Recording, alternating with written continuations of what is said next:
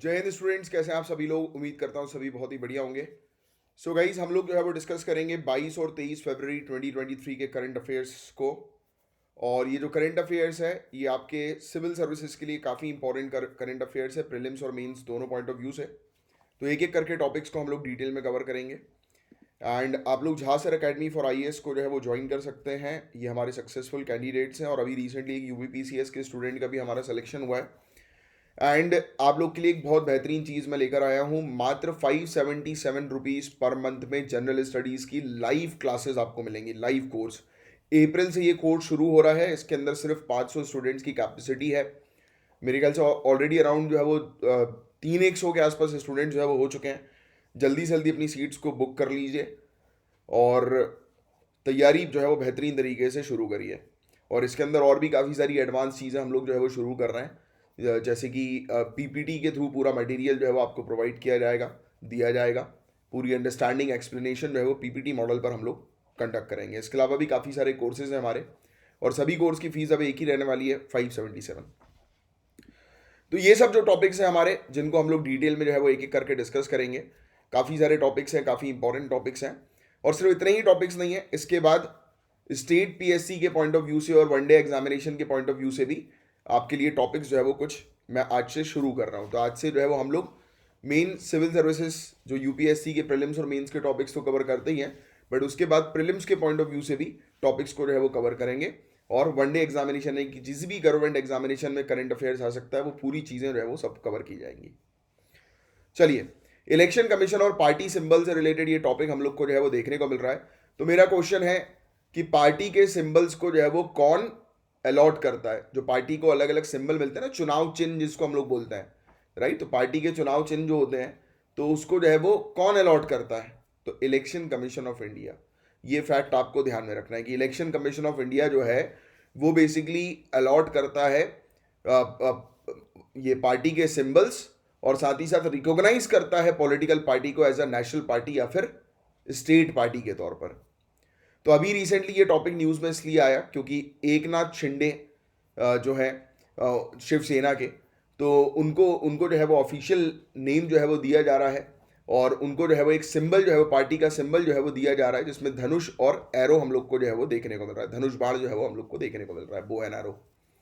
Anyways, तो ये topic था न्यूज़ में जो आया था, बट वो हमारे लिए उतना कुछ खास इंपॉर्टेंट टॉपिक नहीं है जो न्यूज़ में है। मेनली हमारे लिए जो चीज़ काम की है वो यही है कि आपको ध्यान में रखना है कि इलेक्शन कमीशन ऑफ इंडिया जो है वो अलॉट करती है पॉलिटिकल पार्टी के सिंबल्स को, और साथ ही साथ पॉलिटिकल पार्टी को रिकॉग्नाइज करती है कि वो स्टेट पार्टी है या नेशनल पार्टी है। और इस चीज़ के बारे में इलेक्शन कमीशन ऑफ इंडिया को पावर मिलती है election commission reservation and allotment order 1968 के थ्रू, राइट। और 1968 से पहले जो था वो 1961 का एक रूल था, conduct of election rule, right. तो उसके through election commission of India जो है वो अलॉट करती थी पार्टी के सिंबल्स वगैरह और रिकॉग्नाइज करती थी पॉलिटिकल पार्टी को। बाद में 1968 का ये ऑर्डर जो है वो सामने लाया गया।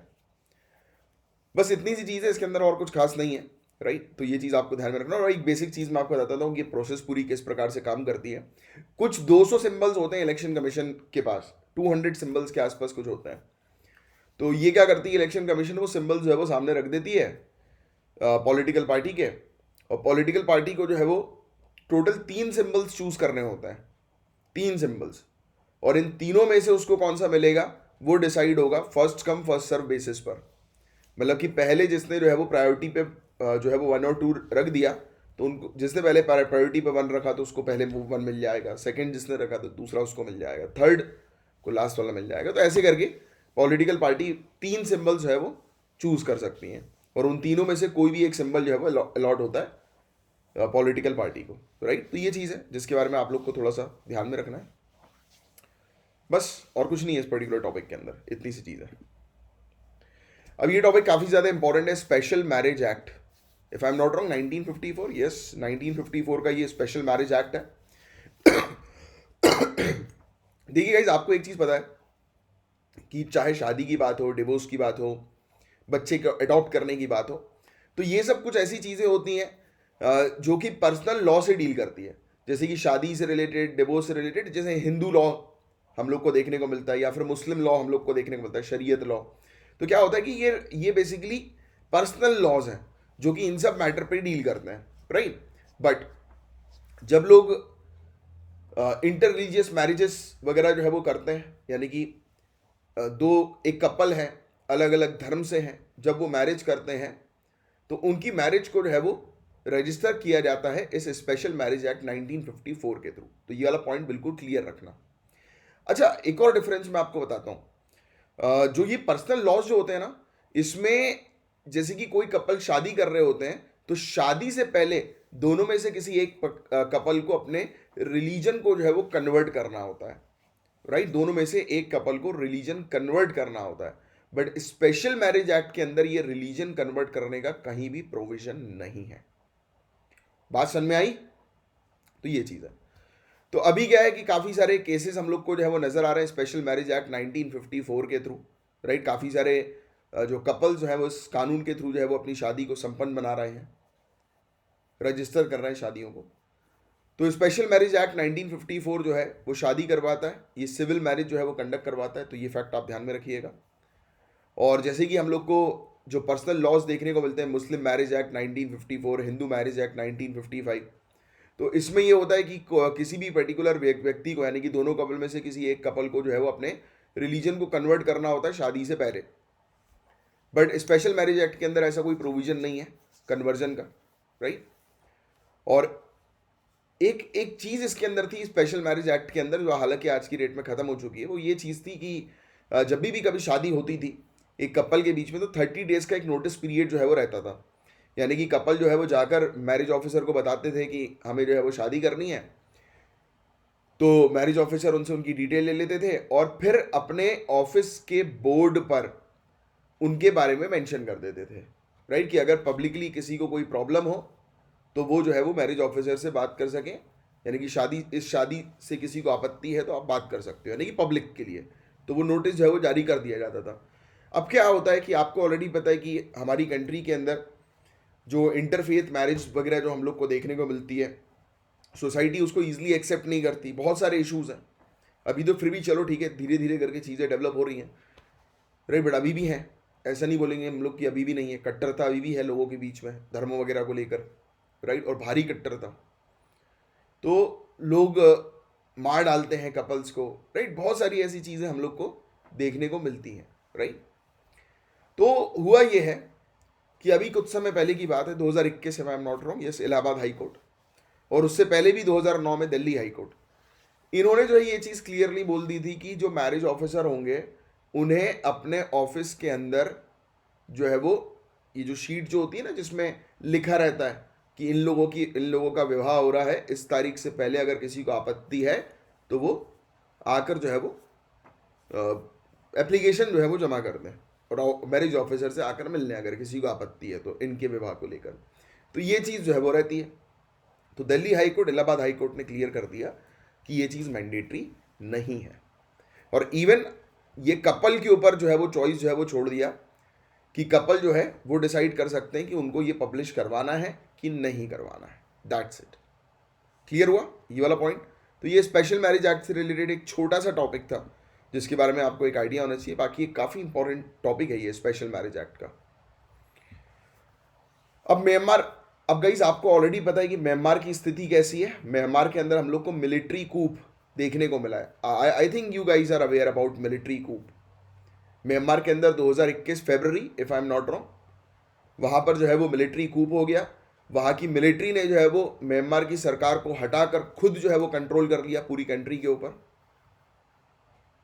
आप मुझे नीचे कमेंट बॉक्स पर लिखकर बताएंगे कि म्यांमार जो है हमारी नेबरिंग कंट्री, वो हमारी कौन सी स्टेट्स के साथ अपनी बाउंड्री शेयर करती है। और मैंने आपको हमेशा बोला है कि जहां पर भी पढ़ते हो वहां पर एक बड़ा सा वर्ल्ड मैप होना चाहिए और एक बड़ा सा इंडिया का मैप होना चाहिए। जैसे ही आप पढ़ रहे हो तो अभी के अभी अपने जाओ खड़े होकर अपने वर्ल्ड मैप के पास और इंडिया के मैप के पास और बताओ कि म्यांमार के साथ कौन सी स्टेट्स जो है वो टच करती है बाउंड्री। तो इंडिया और म्यांमार का बॉर्डर इशू भी है। अभी म्यांमार के अंदर डिस्टर्बेंस चल रहा है। इससे पहले भी म्यांमार के अंदर 2017 में डिस्टर्बेंस हुआ था रोहिंग्या मुस्लिम को लेकर। और म्यांमार के अंदर काफ़ी सारे हमारे डेवलपमेंटल प्रोजेक्ट्स हैं, राइट। जैसे कि सिटवे पोर्ट हमने डेवलप किया है। अब हम क्यों डेवलप कर रहे हैं म्यांमार के अंदर पोर्ट्स? तो देखो, हम लोग हम लोग को अगर हमारे नॉर्थ ईस्टर्न क्षेत्र तक पहुंचना है, अगर ध्यान से देखोगे आप हमारे मैप को, तो आपको एक सिलीगुड़ी कॉरिडोर दिखाई देता है। एक ऐसा एरिया है, जब आप इंडिया से नॉर्थ ईस्टर्न की तरफ जाओगे तो आपको बीच में एक ऐसा एरिया दिखाई देगा जहां पर 3 कंट्रीज हैं। कौन सी? एक बांग्लादेश, एक नेपाल और एक सिक्किम। उसके बीच में एक छोटा सा एरिया दिखाई देगा, इसको सिलीगुड़ी कॉरिडोर और चिकन नेक के नाम से भी जानते हैं। तो उस छोटे से कॉरिडोर से होकर हमें नॉर्थ ईस्टर्न क्षेत्र की तरफ जाना होता है। अब नॉर्थ ईस्टर्न क्षेत्र जो है उसका टेरेन बड़ा गड़बड़ है, बड़ा डिफिकल्ट टेरेन है। कभी ऊंचाई है, पहाड़ी है, राइट, घाटी है, तो बड़ी दिक्कत वाली कहानी है। तो वहाँ पर डेवलपमेंट जो है वो आसानी से हो नहीं पाता। वहाँ पर कई बार ज़रूरतों की चीज़ें भी जो है वो काफ़ी लेट पहुँचती हैं। तो हमने सोचा कि हम समुद्री रूट के थ्रू पहले म्यांमार के सिटवे पोर्ट पे जाएंगे, यानी कि म्यांमार के बंदरगाह पर जाएंगे, फिर वहाँ से हम जो है वो ट्रकों के माध्यम से, गाड़ियों के माध्यम से, रेलवे के माध्यम से हमारे नॉर्थ ईस्टर्न रीजन तक जो है वो पहुँच जाएंगे, यानी कि पीछे से पहुँच जाएंगे। तो ये हमने सोचा था, बट म्यांमार के अंदर हो गई हालत खराब। म्यांमार की मिलिट्री रूल वहाँ पर हो गया। म्यांमार के अंदर भारी प्रोटेस्ट हुआ, काफ़ी सारे लोग जो है वो म्यांमार के अंदर जो है वो चले गए, मतलब इन द सेंस कि काफ़ी सारे लोग म्यांमार के अंदर छोड़ के चले गए म्यांमार को, रेफ्यूजी बन गए। रेफ्यूजी की प्रॉब्लम्स हम लोग को देखने को मिली, राइट, बहुत सारी चीज़ें ऐसी हैं। तो बॉर्डर इशू का ये टॉपिक है मेनली। तो बॉर्डर इशूज तो ऑब्वियसली बात। अच्छा, एक और चीज़ आपको पता है, शायद हम पहले भी डिस्कस कर चुके हैं। देखो, ये सब जो पॉइंट्स होते हैं ना, ये पहले हम पूरे के पूरे पॉइंट डिस्कस कर चुके हैं, कुछ नहीं है। म्यांमार का टॉपिक आ रहा है तो you have to put these points, that's it. ये मेंस के लिए मैं आपको बता रहा हूँ, मेंस के लिए रेडी कर रहा हूँ। एक बार टॉपिक को समझो, नेक्स्ट टाइम जब टॉपिक आए तो पुराना जो समझा है उसको तुरंत रिपीट करो, क्योंकि आएंगी वैसे ही चीज़ें बस, और कुछ खास 1-2 पॉइंट बस एक्स्ट्रा मिलेंगे आपको, और कुछ नहीं मिलेगा। अच्छा, एक चीज़ आपको और पता है कि हमारे इंडिया के वेस्ट में भी और हमारे इंडिया के ईस्ट में भी दोनों में स्थिति खराब है। किस तरीके की? ड्रग्स को लेकर दोनों तरफ से ड्रग्स आता है हमारी कंट्री के अंदर। वेस्ट की तरफ से हम लोग को क्रीसेंट देखने को मिलता है, एक क्रीसेंट है, और ईस्ट की तरफ से हम लोग को ट्राइंगल देखने को मिलता है, राइट। ईस्ट में एक ट्राइंगल है और वेस्ट में एक क्रीसेंट है। तो दोनों की तरफ से जो है वो हमारे पास ड्रग्स आते हैं भारी मात्रा में, नशीली पदार्थ, नशीले केमिकल्स आते हैं, राइट। तो ये भी एक इशू है।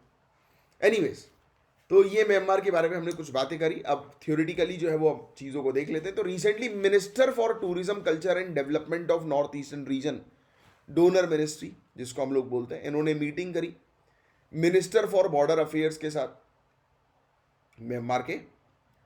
तो मीटिंग के दौरान इन्होंने बोला कि हम शांति मेंटेन करेंगे, बॉर्डर एरियाज पर रहने वाले लोगों के लिए इकोनॉमिक डेवलपमेंट का काम करेंगे, राइट। और भी काफ़ी सारी चीज़ों के बारे में इन्होंने चर्चा करी।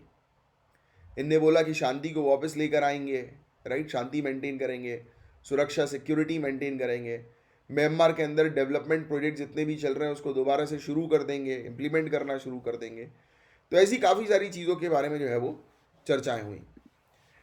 और फिर इनने ये भी बोला कि हमें इंफ्रास्ट्रक्चर वगैरह जो है वो डेवलप करना है। इंडिया ने बोला कि हम आपको ग्रांट्स प्रोवाइड कराएंगे, सहायता प्रोवाइड कराएंगे, पैसे देंगे कनेक्टिविटी प्रोजेक्ट्स को लेकर, क्योंकि उससे हमारे लिए फ़ायदा है ना। फिर इसके अलावा काफ़ी सारे म्यांमार के जो नेशनल्स हैं, सिटीजन्स हैं, वो हमारी कंट्री के अंदर हैं, राइट। तो उनको वापस वहाँ पर भेजना है। जैसे रोहिंग्या मुस्लिम हो गए, और अभी अभी रिसेंटली जो मिलिट्री रूल के बाद काफ़ी सारे लोग इंडिया के अंदर एंटर कर गए हैं। ड्रग ट्रैफिकिंग का इशू हम लोग को ख़त्म करना है, जो क्राइम्स बढ़ते जा रहे हैं क्रॉस बॉर्डर उसको ख़त्म करना है, राइट। तो ये सब चीज़ें पर जो है वो हमने चर्चाएं करी, बात करी। तो 1 फरवरी 2021 का समय था। म्यांमार के अंदर, जैसे मैंने अभी आपको पूरा समझा ही दिया, कि वहाँ की मिलिट्री ने जो है ऑंग सैन सू की नेशनल लीग फॉर डेमोक्रेसी की सरकार, उसको गिराकर, खुद उसको हटाकर, गिराकर छोड़िए, हटाकर अपना कंट्रोल इस्टेब्लिश कर दिया। और जब पूछा गया मिलिट्री से क्यों तुमने ऐसा किया, तो मिलिट्री ने बोला कि ये डेमोक्रेसी के खिलाफ है। अच्छा, ये डेमोक्रेसी के खिलाफ है। बोला क्यों? बोला डेमोक्रेसी के खिलाफ क्योंकि बोलते हैं कि जो म्यांमार की जो सरकार है उसने जो इलेक्शंस कंडक्ट किए थे वो फेयर नहीं थे, ट्रांसपेरेंट नहीं थे, उसमें घपला था, मतलब धोखेबाजी से इनकी सरकार जो है वो जीत गई। तो ये मिलिट्री ने बोला। बट काफ़ी सारे इंडिपेंडेंट ऑब्जर्वर थे, इवन इंटरनेशनल ऑब्जर्वर्स ऑल्सो, तो उनने कहा कि ये क्लेम जो है वो गलत है, ऐसा कुछ नहीं था। फिर हुआ ये, म्यांमार के अंदर डिस्टर्बेंस शुरू हो गया, भारी मात्रा में लोग जो है उन्होंने प्रोटेस्ट करना शुरू कर दिया, काफ़ी सारी चीज़ें ऐसी हुई, राइट। फिर इसके प्रभाव रिपरकशंस हम लोग को क्या देखने को मिले, तो रेफ्यूजी प्रॉब्लम, इंडिया और थाईलैंड में भारी मात्रा में लोग जो है वो शिफ्ट हो गए, राइट। क्रॉस बॉर्डर क्राइम जो है वो बढ़ गया, जो युवा जो पीढ़ी है उनको नशे की आदत लग गई, राइट। ड्रग्स कंजम्पशन उनका होना शुरू हो गया, राइट। ह्यूमन ट्रैफिकिंग हब भी जो है वो बोला जाता है म्यांमार को कि ये हब बन रहा है, उभर कर आ रहा है। इकोनॉमिक प्रॉब्लम तो ऑलरेडी थी, वहाँ पर जो बेसिक नीड्स की वस्तुएं हैं उसके प्राइस जो है वो इंक्रीज हो गए, मुद्रास्फीति, इन्फ्लेशन तो एक कारण है ही। और और ठीक है, इन्फ्लेशन एक कारण होता है, बट उसके पीछे की वजह जो है वो है सप्लाई चेन डिसरप्ट हो जाना। अब वहाँ पर प्रोडक्शन हो नहीं रहा म्यांमार के अंदर, तो ऑब्वियस ही बात है कि सप्लाई चेन, प्रोडक्शन नहीं हो रहा तो सप्लाई नहीं हो रही, डिमांड ज़्यादा है, सप्लाई कम है, तो प्राइस तो इंक्रीज हो गई, कॉमन इकोनॉमिक्स का रूल। फिर रशिया यूक्रेन वॉर के बाद भी हम लोग को देखने को मिला कि सप्लाई चेन जो है वो हट हो गया, राइट। बैंकिंग सेक्टर ने स्लो डाउन जो है वो फेस किया, ऐसे काफ़ी सारी चीज़ें यहाँ पर जो है वो देखने को मिली, राइट। इलेक्ट्रिसिटी का शॉर्टेज चल रहा है, फ्रीक्वेंट पावर कट्स हो रहे हैं, राइट। अब इंडिया के अंदर इसका क्या इम्पैक्ट पड़ रहा है, तो पहली चीज़ तो इनफिल्ट्रेशन का इशू, काफ़ी सारे लोग इंडिया के अंदर जो है वो आते जा रहे हैं इन द सेंस कि बिना परमिशन के, रेफ्यूजी का इशू, राइट। जियो पॉलिटिकल इशू है हमारा, जैसे कि आपको पता है हमारी इंडिया की एक्ट ईस्ट पॉलिसी है, राइट। तो जिस पर हम लोग जो है वो 2014 से जो है वो और डायनेमिक और रिजल्ट ओरिएंटेड तरीके से काम कर रहे हैं। तो एक्ट ईस्ट पॉलिसी कि हमें अपने नेबर के साथ जो है वो रिलेशनशिप अच्छे करने हैं, राइट। और नेबर में म्यांमार, वहाँ पर डिस्टर्बेंस चल रहा है, तो ऑब्वियस ही बात है कि फिर कैसे अच्छे करेंगे, हमारी एक्ट ईस्ट पॉलिसी जो है वो पीछे हो रही है। Are you getting this? और भी काफ़ी सारी चीज़ें हैं, राइट। कई बार हमें देखने को मिला कि चाइना का इन्फ्लुएंस इस पर्टिकुलर क्षेत्र में, चाइना सपोर्ट करती है मिलिटेंट ग्रुप्स को इंडिया के अंदर डिस्टर्बेंस क्रिएट करने के लिए, तो ऐसी चीज़ें भी नज़र आती हैं सामने, राइट। सिक्योरिटी को लेकर सबसे बड़ा कंसर्न हम लोग को जो है वो देखने को मिलता है, राइट। तो ये सब चीज़ें हैं। तो इंडिया, आपको पता है गाइस कि India China, Bhutan, Nepal, Pakistan, Afghanistan, Bangladesh, Myanmar के साथ अपनी बाउंड्री शेयर करती है। इंडिया की बॉर्डर जो है वो यूनिक है, क्योंकि because of variety of terrains जिसके थ्रू ये बॉर्डर जो है हम लोग को देखने को मिलती है। क्योंकि वहाँ पर मैंने आपको ऑलरेडी बताया कि हमारी बॉर्डर एरियाज़ जो हैं वहाँ पर आपको डेजर्ट भी देखने को मिलेगा। कौन से एरिया पर, अगर आप चले जाओ राजस्थान साइड, राइट, तो वहाँ पर जो है आपको डेजर्ट सिचुएशन जो है वो नज़र आएंगी, राइट। और माउंटेन्स वगैरह पूरे ऊपर साइड से देख लो आप, यानी कि नॉर्थ से नॉर्थ ईस्ट तक ले जाओ, माउंटेन्स ही माउंटेन्स नज़र आएंगे, ग्लेशियर्स नज़र आएंगे, नॉर्थ ईस्टर्न में जंगली जंगल, फॉरेस्ट ही फॉरेस्ट जो है वो नज़र आएंगे, राइट। तो हमारी जो बॉर्डर जो है वो ऐसे इस तरीके की है, इस तरीके की डिफ़िकल्ट टेरेन जो है वो हमारी बॉर्डर्स में हम लोग को देखने को मिलता है। इसलिए सिक्योरिटी इन्हेंस करना बहुत ज़रूरी है, क्योंकि आपको पता है इन डिफ़िकल्ट टेरेन्स को एक तो सिक्योर करना थोड़ा सा डिफ़िकल्ट हो जाता है, प्लस जो क्रॉस बॉर्डर एक्टिविटी में इन्वॉल्व होते हैं उनके लिए ईजी हो जाता है छुपना, right. So this is the point. फिर इंडिया की स्ट्रेटेजी क्या है, किस प्रकार से हम अपनी बॉर्डर को प्रोटेक्ट करेंगे, गार्ड करेंगे, तो हम कंस्ट्रक्शन करवा रहे हैं, बेटर अपने इंफ्रास्ट्रक्चर वगैरह डेवलप करा रहे हैं, राइट। फेंस वगैरह लगवा रहे हैं, काफ़ी सारी चीज़ें हम लगवा रहे हैं, राइट। टेक्नोलॉजिकल सॉल्यूशंस की मदद से सिक्योरिटी को एनहेंस कर रहे हैं, राइट। ट्रूप्स की संख्या हमने बढ़ा दी है। आपको शायद याद हो, हमने अभी मेरे ख्याल से कल ही पढ़ा था, एक टॉपिक को डिस्कस किया था कि LAC पर, line of actual control, India और चाइना की बॉर्डर जो है उस पर जो है वो कौन सी फोर्स तैनात रहती है, इस बॉर्डर पर कौन सी फोर्स जो है वो तैनात रहती है, और अभी उस फोर्स की संख्या हमने बढ़ा दी है। बताएं, ITBP, Indo Tibetan border police, ITBP, right. तो ये चीज़ है। तो हमने जो है वो काफ़ी जो है वो फोर्सेस को अपने इंक्रीज कर दिया, एनहेंस कर दिया, राइट। हम बेसिकली टेक्नोलॉजी का उपयोग कर रहे हैं मॉनिटर करने के लिए, सर्वेलांस करने के लिए, ठीक है। तो हमारी बॉर्डर जो है इन कंट्रीज़ के साथ, बांग्लादेश, नेपाल, भूटान, म्यांमार, इनको गार्ड करती है पैरामिलिट्री फोर्स, राइट। और ये डील करते हैं smuggling, trafficking of humans, drugs, arms, illegal migration, right, insurgents के मूवमेंट जो होते हैं, तो उनसे ये फोर्स जो है वो डील करती है। और बांग्लादेश और म्यांमार के साथ हमारी बॉर्डर जो है वो पोरस बॉर्डर हम लोग को जो है वो देखने को मिलती है। पोरस इन द सेंस कि बीच बीच पे जो है वो गैप्स हैं, राइट। और नेपाल के साथ तो ओपन बॉर्डर है, वो अगेन एक बड़ा चैलेंज हम लोग को नजर आता है। ड्रग्स, आजकल इन लोगों ने भी, स्मगलर्स ने भी ड्रोन्स का इस्तेमाल करना शुरू कर दिया है। ड्रोन्स की मदद से वो ड्रग्स जो है वो ड्रॉप कर देते हैं इंडिया के साइड। तो ऐसी चीज़ें भी हम लोग को जो है वो देखने को मिल रही हैं। तो इंडिया को सिक्योरिटी बढ़ाने की आवश्यकता है। वॉयलेंस बढ़ता जा रहा है म्यांमार के अंदर, रिफ्यूजीज़ की संख्या जो है वो बढ़ती जा रही है, तो हमें उसको स्टॉप करने की आवश्यकता है। और इसके कारण जो है वो नॉर्थ ईस्टर्न क्षेत्र पर जो है वो स्थिति खराब हो सकती है। इकोनॉमिक और सोशल बर्डन बढ़ सकता है। कैसे?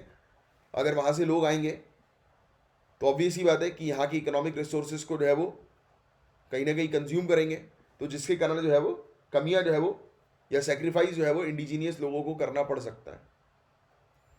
तो इसको कंट्रोल करना जो है वो सख्त से सख्त ज़रूरी है आज की डेट में।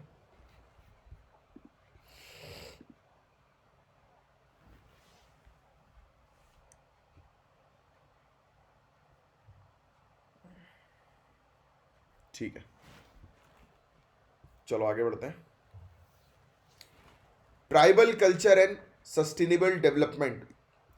सो गाइस, अभी रिसेंटली हमारे ऑनरेबल प्राइम मिनिस्टर ने दुनिया को बताया, एक स्पीच के दौरान बोला कि आदिवासी कल्चर जो है वो सस्टेनेबल डेवलपमेंट के लिए बहुत ज़्यादा ज़रूरी है। पूरी दुनिया को जो है वो आदिवासी कल्चर से सीखना चाहिए कि कैसे करते हैं सस्टेनेबल डेवलपमेंट, और यही एक सल्यूशन है पूरे दुनिया भर की प्रॉब्लम का, क्लाइमेट चेंज का और ग्लोबल वार्मिंग का। तो ऑनरेबल प्राइम मिनिस्टर कह रहे हैं आदिवासी से सीखो, आदिवासी की प्रैक्टिसेस अगर अडॉप्ट कर लोगे तो ग्लोबल वार्मिंग और क्लाइमेट चेंज की प्रॉब्लम जो है वो रिजॉल्व हो सकती हैं। आपको बता दें कि इंडिया के अंदर 8.6% ट्राइबल पॉपुलेशन है, और उनके पास जो है वो बोलते हैं ना कि ऐसा ज्ञान है, देसी ज्ञान या देसी नुस्खे उनके पास हैं कि जिसके थ्रू, जैसे कि एग्रीकल्चर प्रोडक्टिविटी में गिरावट आ रही है, मिट्टी की क्वालिटी खराब हो रही है, बायोडाइवर्सिटी लॉस हो रहा है, काफ़ी सारी प्रजातियां खत्म होती जा रही हैं, पानी की समस्या हो रही है, पल्यूशन हो रहा है, क्लाइमेट चेंज हो रहा है।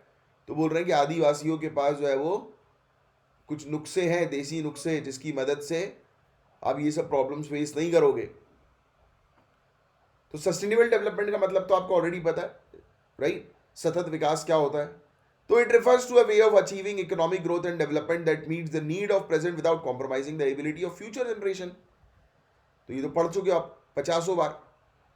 सस्टेनेबल डेवलपमेंट का मतलब कि आज की डेट में हम इस प्रकार की प्रैक्टिस करें कि जो वो प्रैक्टिस हो वो फ्यूचर को हार्म ना करे और करंट को भी हार्म ना करे, राइट?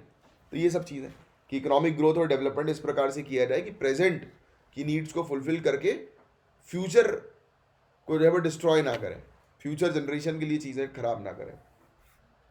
तो ट्राइबल कल्चर में ऐसा क्या है?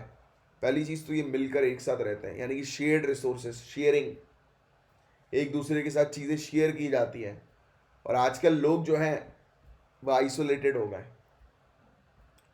Tribal people use to live together, they live together actually, and in urban areas we see that in a family of 4 or 5 people everyone is spending their life in their separate room. That is true भाई, आप देखते हो ना urban areas पे ये issues जो है वो हम लोग को देखने को मिलता है। डिनर भी सब साथ में नहीं करते हैं। Tribal people they enjoy together, they eat together, right?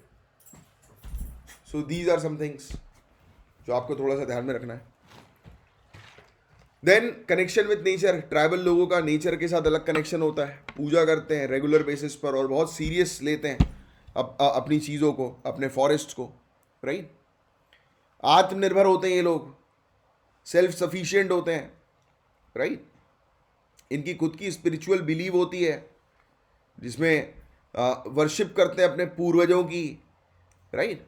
पेड़ पौधों की और भी इनके खुद के देवी देवताओं की पूजा की जाती है। लोक कला और शिल्प के लिए भी जाने जाते हैं, पॉटरी बनाते हैं, वीविंग करते हैं, ज्वेलरी बनाते हैं, राइट? तो ये सब चीज़ें। अरे जाओ जाओ यहाँ से। Tribal lifestyle and sustainable development की बात करें तो ये रिस्पेक्ट करते हैं, नेचुरल एनवायरनमेंट की रिस्पेक्ट करते हैं, नेचुरल रिसोर्सेज को कंजर्व करने का काम करते हैं, राइट। कम्युनिटी मिलकर किसी चीज पर डिसीजन लेती है, राइट। इंटरजनरेशनल नॉलेज को शेयर किया जाता है, उस पर फोकस किया जाता है। अपन बोलते हैं ना, अरे यार जनरेशन गैप हो गया, जनरेशन गैप हो गया, नहीं, वहां पर मिलकर रहते हैं, वहां पर चीजों को समझा जाता है, थोपा नहीं जाता। बायोडाइवर्सिटी को प्रमोट करते हैं, रिन्यूएबल एनर्जी का उपयोग करते हैं, वाटर रिसोर्सेज को प्रोटेक्ट करने पर काम करते हैं। रीजनरेटिव एग्रीकल्चर, इसका मतलब सॉरी, काफी सारी ऐसी प्रैक्टिस जिसमें crop rotation, intercropping, regenerating soil with organic matter, यानी कि जो मिट्टी जो है उसमें ऑर्गेनिक मैटर, यानी कि जो पत्ती वत्ती झड़ जाती हैं, गिर जाती हैं, राइट, और भी दूसरे जैसे कि वेजिटेबल वेस्ट वगैरह, तो ये सब चीज़ें मिट्टी में डालकर मिट्टी की क्वालिटी को इम्प्रूव करना, तो ऐसी प्रैक्टिसेस में इन्वॉल्व रहते हैं। अब चैलेंजेस जो कई बार जो है वो ट्राइबल फेस करते हैं अपनी लाइफस्टाइल को परफॉर्म करने में, जैसे कि एक तो लैंड राइट्स। कई बार जैसे कि सरकार को कोई चीज़ जो है वो शुरू करनी है, जैसे फॉर एग्जांपल कि किसी इंडस्ट्रियल प्रोजेक्ट पर जो है वो सरकार को काम करना है, तो उसके लिए हम लोग को जो है वो देखने को मिलता है कि उनसे उनकी ज़मीन जो है वो छीन ली जाती है, राइट। तो उसको लेकर उनको बड़ी परेशानी रहती है। फिर भेदभाव कई बार जो है वो फेस कर रहे होते हैं, राइट। ट्राइबल कम्युनिटी जो है वो भेदभाव, डिस्क्रिमिनेशन, प्रेजुडाइज जो है वो फेस करती है, राइट, सोसाइटी से। उनको एजुकेशन नहीं मिल पाता, बेटर हेल्थ केयर नहीं मिल पाती, और भी दूसरी सर्विसेज नहीं मिल पाती।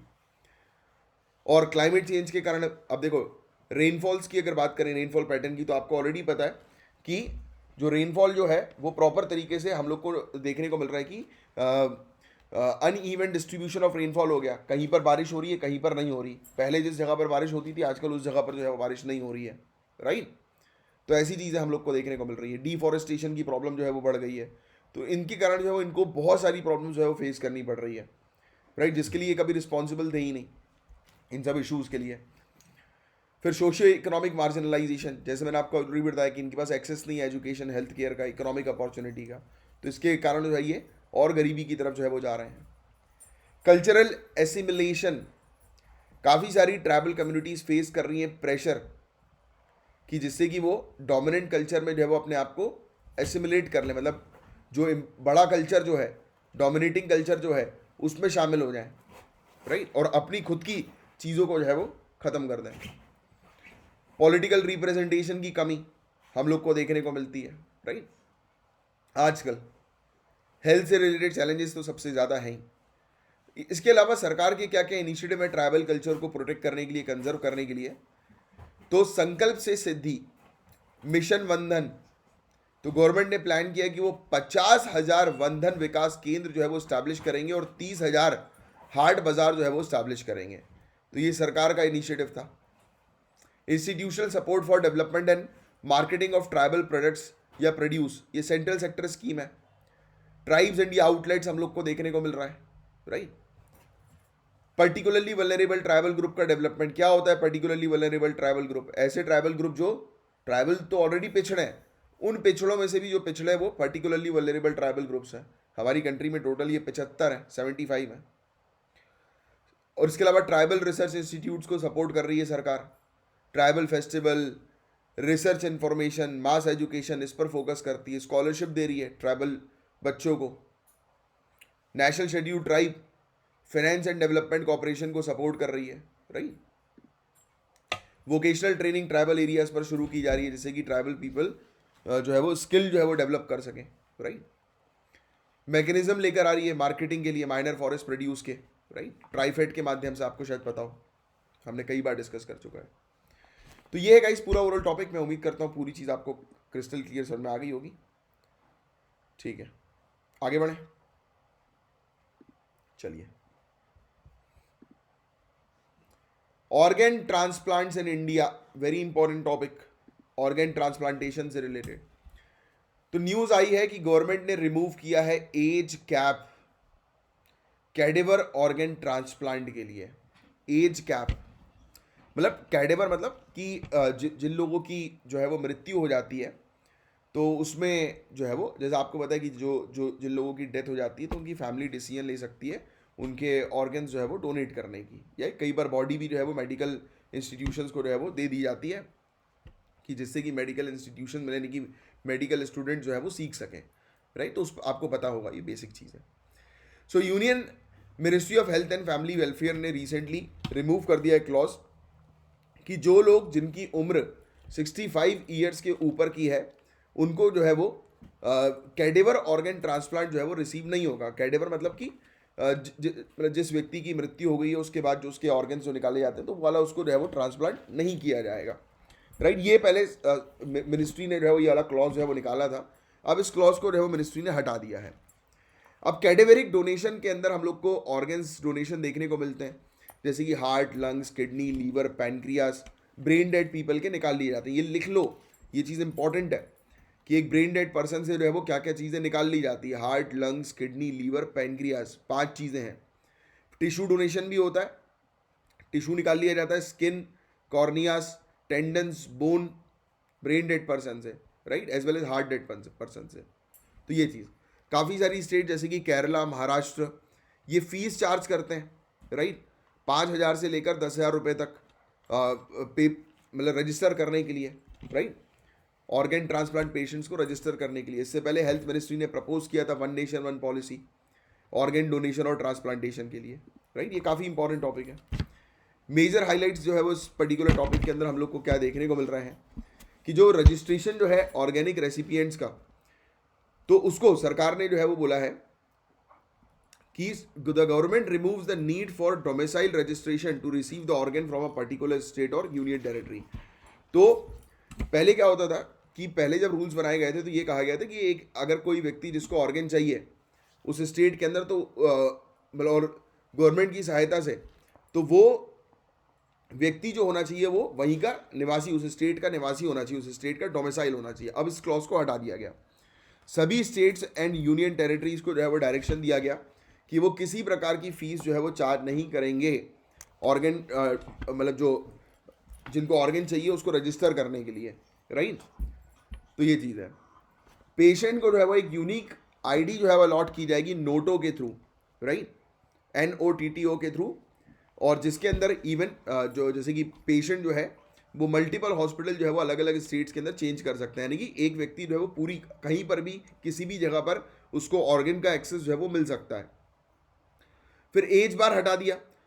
पहले जो है प्रेफरेंसेस यंगर पेशेंट को दी जाती थी जिनकी उम्र 65 साल से कम की है, तो गवर्नमेंट ने रिमूव कर दिया इस पर्टिकुलर एज बार को ऑर्गन रजिस्ट्रेशन के लिए, राइट। कहा कि भाई राइट टू लाइफ तो ऑब्वियस ही बात है, फंडामेंटल राइट है, तो उसमें तो कोई किसी प्रकार से डिस्क्रिमिनेशन नहीं होता, ना ही एज को लेकर ना ही किसी चीज़ को लेकर, राइट। तो ये एक चीज़ है।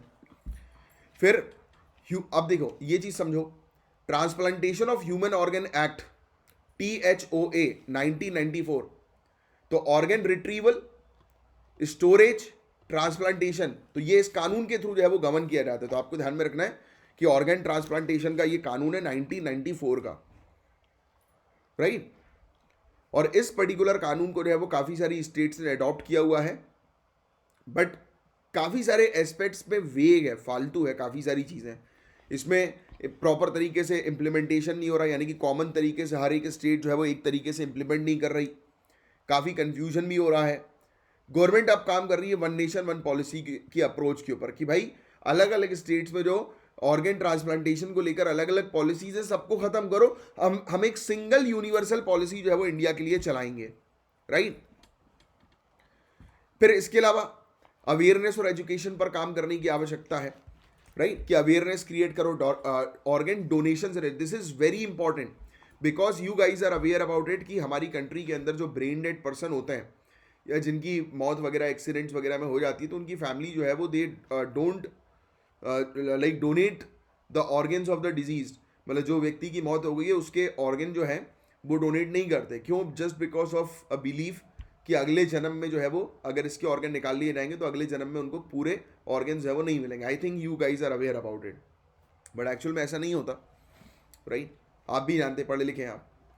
तो ये सब चीज़ें फिर गवर्नमेंट जो है वो एजुकेट कर रही है, अवेयरनेस क्रिएट कर रही है, राइट, लोगों के बीच में। एनीवन, किसी का भी कोई भी उम्र है, कोई भी जेंडर है, ये ऑर्गन और टिश्यू डोनर जो है वो बन सकता है अपने पेरेंट या फिर लीगल गार्जियन की सहमति से। बट मैं आपको एक चीज़ बता दूं, एक बहुत इंपॉर्टेंट चीज़ है, ये भी आपको जानना ज़रूरी है। जैसे फॉर एग्जांपल कि आज जो है किसी व्यक्ति ने अपने आप को रजिस्टर कर लिया एज अ ऑर्गन डोनर के तौर पर, ठीक है, और रजिस्टर कर लिया, सबने सहमति भी दे दी।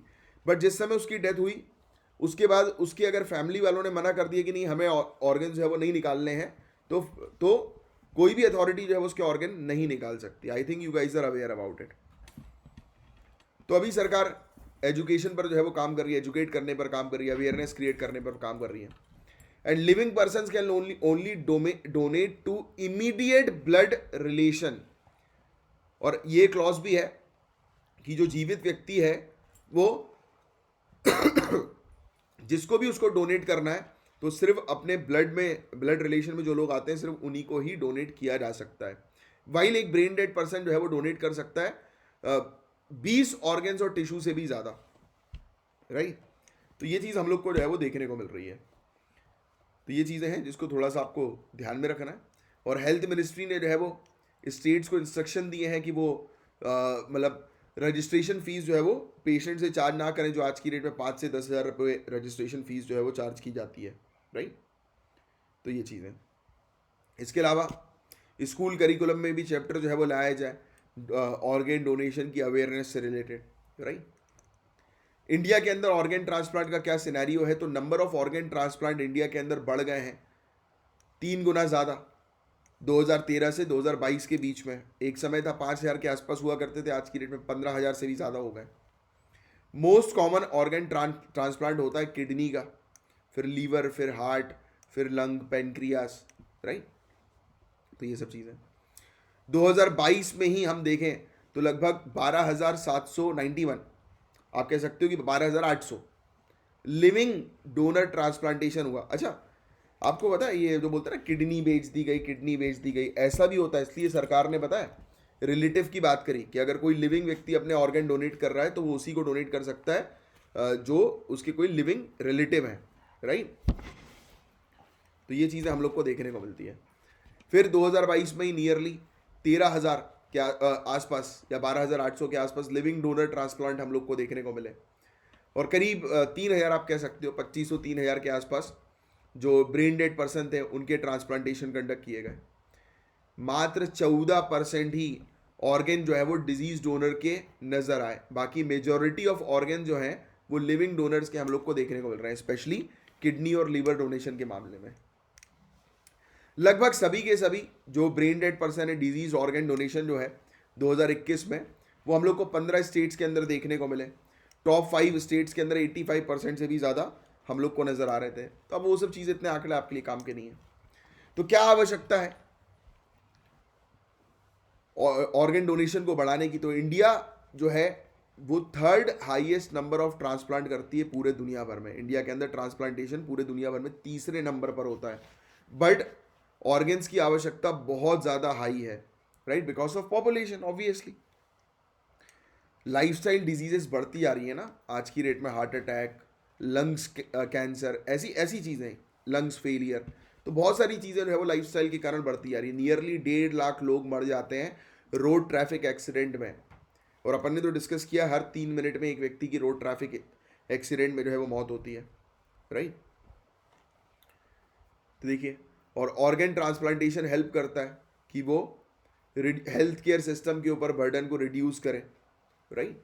तो ये सब चीज़ें, इंडिया जो है इसके पास ऑर्गन डोनेशन रेट 0.52 पर मिलियन पॉपुलेशन का है, यानी कि 10 लाख लोग में एक व्यक्ति भी जो है वो नहीं डोनेट कर रहा है। 10 लाख लोगों में एक व्यक्ति भी डोनेट नहीं कर रहा है। आप कह सकते हैं तो 20 लाख लोगों में एक व्यक्ति मिल जाता है बस ऑर्गन डोनेशन का। तो ये रेट चल रहा है, राइट। स्पेन के अंदर जो रेट है वो 49.6 पर मिलियन है, मतलब 10 लाख लोगों में करीब 50 लोग जो हैं ऑर्गन डोनेट करते हैं। हालांकि स्पेन के बारे में हम पहले भी पढ़ चुके हैं। स्पेन के अंदर ऑर्गन डोनेशन को लेकर जैसे हमारे यहाँ पर ऑप्ट करते हैं कि हमें ऑर्गन डोनेट करना है, उनको ऑप्ट आउट करना पड़ता है। मतलब कि उनके अंदर ऐसा है कि मैंडेटरी है सभी के लिए कि सभी लोग जो है वो ऑर्गन डोनर्स हैं। Everyone is organ donor and they have to opt out, right. I think you are aware about it. So organ donation जो है वो हेल्प करता है काफ़ी सारे लोगों की जान बचाने में, है ना।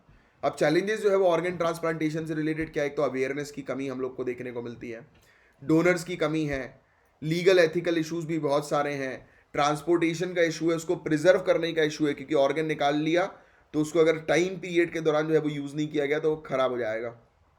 फिर मेडिकल सूटेबिलिटी, राइट, सभी के सभी डोनेटेड ऑर्गन जो है वो सूटेबल नहीं होते ट्रांसप्लांटेशन के लिए, मेडिकल कंडीशन के कारण। होता है ना कि कई बार कि आपने किसी का जो है वो, जैसे फॉर एग्जांपल आपके पास किडनी आई बट वो कई बार मैच नहीं होती है, राइट, तो ये भी एक इशू हम लोग को देखने को मिलता है। फिर पैसा, कॉस्ट जो कि ऑर्गन ट्रांसप्लांटेशन से एसोसिएटेड है वो काफ़ी हाई हम लोग को देखने को मिलती है, राइट। तो ये सब चीज़ें, अब गवर्नमेंट ने क्या स्टेप्स जो है वो लिए हैं ऑर्गन ट्रांसप्लांट के लिए, तो transplantation of human organ tissue act THOTA 1994 का है, राइट। तो ये ट्रांसप्लांटेशन से रिलेटेड एक कानून हम लोग को देखने को मिलता है जिसने स्टैब्लिश किया नोटो को और सोटो को। नोटो यानी कि national organ and tissue transplant organisation, SOTTO यानी कि state organ and tissue transplant organisation, right. तो ये चीज़ें हम लोग को देखने को मिल रही हैं। अपार्ट फ्रॉम दैट, स्वास्थ्य भारत यात्रा, तो ये गवर्नमेंट लेड कैंपेन हम लोग को देखने को मिलता है हेल्दी लिविंग को प्रमोट करने के लिए, लाइफस्टाइल डिजीज को प्रिवेंट करने के लिए, अवेयरनेस रेस करने के लिए ऑर्गन डोनेशन से रिलेटेड, राइट। और इनकरेज करता है लोगों को कि लोग जो है वो संकल्प लें कि अपने ऑर्गन्स वो डोनेट करेंगे, राइट। फिर national organ and tissue transplant registry भी हमें देखने को मिलती है। इसने इस्टेब्लिश किया है national organ and tissue transplant registry को, NOTTR को, जिसके थ्रू ये मेंटेन करते हैं रिकॉर्ड, राइट, ऑर्गन डोनेशन की और ट्रांसप्लांटेशन की हमारी कंट्री के अंदर, राइट। फिर एक ऑर्गन रिट्रीवल बैंकिंग ऑर्गेनाइजेशन है, तो ये पार्ट है एम्स का, एम्स न्यू दिल्ली का, और ये रिस्पॉन्सिबल है किस चीज़ के लिए, retrieval, preservation and distribution of organs for transplantation in Delhi NCR region. तो दिल्ली NCR रीजन पर जितने भी ट्रांसप्लांटेशन होते हैं तो उसके ऑर्गन्स को जो है वो प्रिजर्व करना, डिस्ट्रीब्यूट करने का इसका काम हम लोग को देखने को मिलता है, राइट। देखो बैंकिंग है ना, ऑर्गन बैंक, जैसे ब्लड बैंक बोलते हैं वैसे ऑर्गन बैंक। सो ऑल्दो ऑर्गन डोनेशन के नंबर जो है वो बढ़े हैं पिछले 10 सालों में, बट और भी नंबर्स को बढ़ाना काफ़ी ज़्यादा आवश्यकता है। लोगों के बीच में अवेयरनेस, ट्रस्ट बिल्डअप करने की आवश्यकता है, राइट। हमें जो क्वालिफाइड ट्रांसप्लांट कोऑर्डिनेटर्स जो हैं, मेडिकली क्वालिफाइड ट्रांसप्लांट कोऑर्डिनेटर्स, उनको बढ़ाने की आवश्यकता, उनके नंबर्स को बढ़ाने की आवश्यकता है कि ज़्यादा से ज़्यादा लोग ये वाली ऑर्गन ट्रांसप्लांटेशन की सर्जरीज वगैरह जो है वो कर सकें, इसकी सख्त हमें आवश्यकता है, राइट। क्लियर? अभी किसी को डाउट? सब सॉर्टेड? आगे बढ़े, चलो।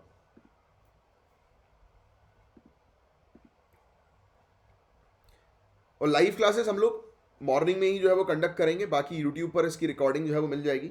तो जो भी हमारे स्टूडेंट्स यूट्यूब पर लेक्चर को देखते हैं, आप हमारी लाइव क्लास जो है वो कंडक्ट मतलब देखना चाहते हैं, फॉलो करना चाहते हैं, जिसमें आप अपने डाउट्स वगैरह पूछ सकते हैं, तो आप जो है वो ज्वाइन कर सकते हैं हमें। और ये नंबर जो है वो 9713283811, मैं रिपीट कर रहा हूँ नंबर 9713283811, 2838 तो मेरा नंबर है, 283811 पर आप कांटेक्ट करिएगा, तो आपको जो है वो ग्रुप से जोड़ दिया जाएगा। और आज से तो अपन ये वनडे एग्जामिनेशन की PDF पर भी फोकस करेंगे, स्टेट PSC की PDF वो भी पढ़ेंगे रोज़, तो कॉम्प्रिहेंसिव पूरी चीज़ अपनी कवर हो जाएगी। UPSC प्री और मेंस के करंट अफेयर्स और स्टेट PSC के करंट अफेयर, जो UPSC के प्री में भी आपको हेल्प कर सकते हैं, बट उस लेवल पे नहीं, क्योंकि अपना प्री मेंस का तो इसी से पूरा कवर हो जाता है अपना। और इसकी PDF भी मैं शेयर कर दूंगा टेलीग्राम ग्रुप पे, और टेलीग्राम ग्रुप पर टेस्ट होंगे, आपके क्विज होंगे। तो अभी तो हम लोग 10-10 क्वेश्चन हार्डली करते थे, अब से और क्वेश्चन बढ़ जाएंगे, 20 क्वेश्चन के करीब आसपास करीब करेंगे हम लोग।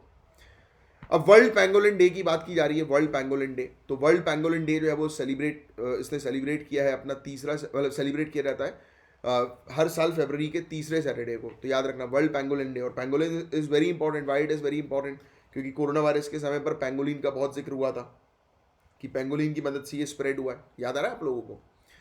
ये एक इंटरनेशनल प्रयास है अवेयरनेस क्रिएट करने को लेकर पैंगोलिन से रिलेटेड, जिसके थ्रू सभी स्टेक होल्डर जो हैं उनको, यानी कि जो भी लोग पैंगोलिन के प्रोटेक्शन के लिए काम कर रहे हैं, तो उनको एक प्लेटफॉर्म पर लाया जाए और स्ट्रेटजीज बनाई जाए कि कैसे पैंगोलिन को जो है वो प्रोटेक्ट करना है। तो पैंगोलिन्स की बात करते हैं तो ये स्केली मैमल्स हम लोग को जो है वो देखने को मिलते हैं, राइट। ये चींटियाँ खाते हैं, लार्वे, टर्माइट्स यानी कि दीमक वगैरह हो गया, तो ये सब चीज़ें जो है वो खाते हैं। इनकी ट्रैफिकिंग भी बहुत ज़्यादा होती है, इनकी डिमांड बहुत ज़्यादा है। पेंगोलिन जो है उनकी हाई डिमांड है चाइना वियतनाम के अंदर। चाइना के अंदर ये मेडिसिन वगैरह बनाते हैं, if I am not wrong. Pangolin से ये जो वो होती है ना, क्या बोलते हैं, काफ़ी सारी ऐसी मेडिसिन जो हम लोग को देखने को मिलती हैं सेक्सुअल प्लेजर के लिए, और इस प्रकार की जो मेडिसिन होती है ना, तो if I am not wrong ये उस तरीके की मेडिसिन जो है वो इससे पेंगोलिन से जो है वो बनती है, राइट।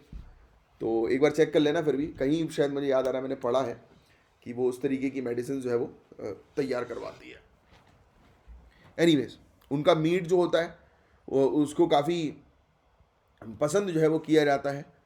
और जैसे कि मैंने आपको बताया ना, ट्रेडिशनल मेडिसिन और फोक रेमेडीज़ के लिए जो है वो उसका उपयोग किया जाता है, राइट। मेडिसिनल पर्पस के लिए पेंगोलिन को जो है वो उसको मारा जाता है। पेंगोलिन्स की 8 प्रजाति हैं, उनमें से इंडियन पेंगोलिन और चाइनीज़ पेंगोलिन जो है वो इंडिया के अंदर पाई जाती है। तो याद रखना, इंडिया के अंदर चाइनीज़ पेंगोलिन भी जो है वो पाई जाती है, ये बहुत इंपॉर्टेंट फैक्ट है। इंडियन पेंगोलिन जो है वो इंडिया के अंदर डिस्ट्रीब्यूटेड है, सिर्फ सूखे एरियाज़ पर ये लोग नहीं रहते हैं, एरिड क्षेत्र पर नहीं रहते हैं, हिमालय के और नॉर्थ ईस्टर्न एरिया के हाई रीजन जो है, हायर एल्टीट्यूड जो है वहाँ पर नहीं रहता है। ये स्पीसीज़ आपको बांग्लादेश, पाकिस्तान, नेपाल, श्रीलंका में भी मिल जाएगी। चाइनीज़ पेंगोलिन जो है वो हिमालयन फुटहिल पर यानी कि हिमालय के नीचे पाई जाती है। ईस्टर्न नेपाल में आपको मिल जाएगी, भूटान में, नॉर्थ इंडिया में, नॉर्थ ईस्ट बांग्लादेश में मिल जाएगी। IUCN की रेड लिस्ट की बात करें तो इंडियन पेंगोलिन एंडेंजर्ड है, चाइनीज़ पेंगोलिन क्रिटिकली एंडेंजर्ड है।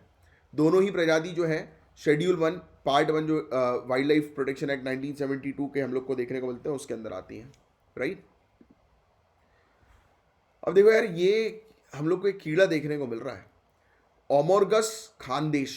ओमोर्गस खानदेश बड़ा खतरनाक टाइप का कीड़ा है ये देखो। सो एक नई बीटल स्पीसीज हम लोग को जो है वो देखने को मिल रही है, एक छोटे कीड़े की प्रजाति हमें इंडिया के अंदर देखने को मिल रही है, डिस्कवर हुई है।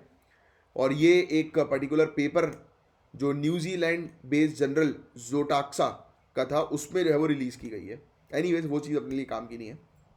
ये एक नई बीटल स्पीसीज जो डिस्कवर हुई है साइंटिस्ट के द्वारा, zoological survey of India western regional centre Pune के। इसमें कुछ इंपॉर्टेंट फैक्ट्स की बात करें तो ये एक नेक्रोफेगस है, नेक्रोफेगस, और इसे जो है वो कैरेटीन बीटल भी जो है वो कहा जाता है। तो ये क्या है नेक्रोफेगस, तो इसके बारे में अच्छा ये लिखा भी है इसमें वैसे। तो नेक्रोफेगस जो है वो आर्थ्रोपॉड्स होते हैं। आर्थ्रोपॉड्स पता है ना आप लोग को कौन से किस प्रकार की प्रजातियां होती, छोटे छोटे कीड़े वगैरह जिसको हम लोग आर्थ्रोपॉड्स, कॉकरोच वगैरह, मेरे ख्याल से if I am not wrong cockroach भी आर्थ्रोपॉड्स की कैटेगरी में आता है। तो ये नेक्रोफोगस जो होते हैं वो आर्थ्रोपॉड्स होते हैं जो कि डायरेक्टली डेड रिमेन्स यानी कि जो मरे लोग होते हैं ना उसको खाते हैं। तो समझ में आ गया नेक्रोफोगस क्या है, तो मरे लोगों को खाने वाले कीड़े, यानी कि डेड बॉडीज को खाने वाले कीड़े। ये प्रजाति, ये स्पीसीज जो है ये किस फैमिली से बिलोंग करती है, तो ट्रोगीडे फैमिली से बिलोंग करती है।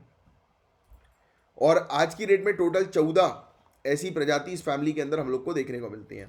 और बीटल इस ग्रुप के जो है they are sometimes called hide beetles, तो इनको जो है वो हाइड बीटल्स भी कहा जाता है क्योंकि ये अपनी बॉडी को जो है वो मिट्टी के अंदर जो है वो छुपा लेते हैं, राइट। और ये फोटोजेनिक जो है वो बिल्कुल बिल्कुल भी नहीं है, राइट। दे यूजुअली ब्लैक या फिर ग्रे हम लोग को जो है वो देखने को मिलते हैं और डर्ट में जो है वो रहते हैं। अब फोटोजेनिक इसका मतलब ये नहीं कि फोटो नहीं खिंचवाते, ये तो बोला सर फोटोजेनिक तो हम यूज़ करते हैं फोटो खिंचवाने के लिए, हैं कि ये तो बिल्कुल फोटोजेनिक नहीं। और मैं तो बहुत फोटोजेनिक हूँ भाई। ये फोटोजेनिक मतलब कि ये लाइट में नहीं रहता है, ये that means photo means light, you know about it, है ना। ठीक है, इनकी जो अपीरियंस जो हम लोग को देखने को मिलती है थोड़ी सी अलग है, शॉर्ट डेंस। इनकी बॉडी पर हम लोग को वो देखने को मिलते हैं, पूरे शरीर पर छोटे छोटे उबड़ खाबड़ टाइप की चीज़ें, जैसे कि आप ये फोटो में देख सकते हो, राइट। थोड़ा उबड़ खाबड़ टाइप का है जैसे ये आपको दिख रहा है ना, ठीक है। फॉरेंसिक साइंस के लिए बीटल भी जो है वो काफ़ी ज़्यादा इंपॉर्टेंट है। ये हेल्प करता है कि एनिमल या फिर ह्यूमन यानी कि जिस भी चीज़ की डेथ हुई है उस पर जब कीड़े लगते हैं ना, तो इस कीड़े की मदद से पता लग जाता है कि उसकी डेथ का टाइम जो है वो कितना हुआ होगा। तो ये फॉरेंसिक साइंस में भी हेल्प करते हैं ये कीड़े। एनीवेज, क्लियर हो गया कौन सी ग्रुप से, अरे यही है कौन सी ग्रुप जिस में आप हो अभी।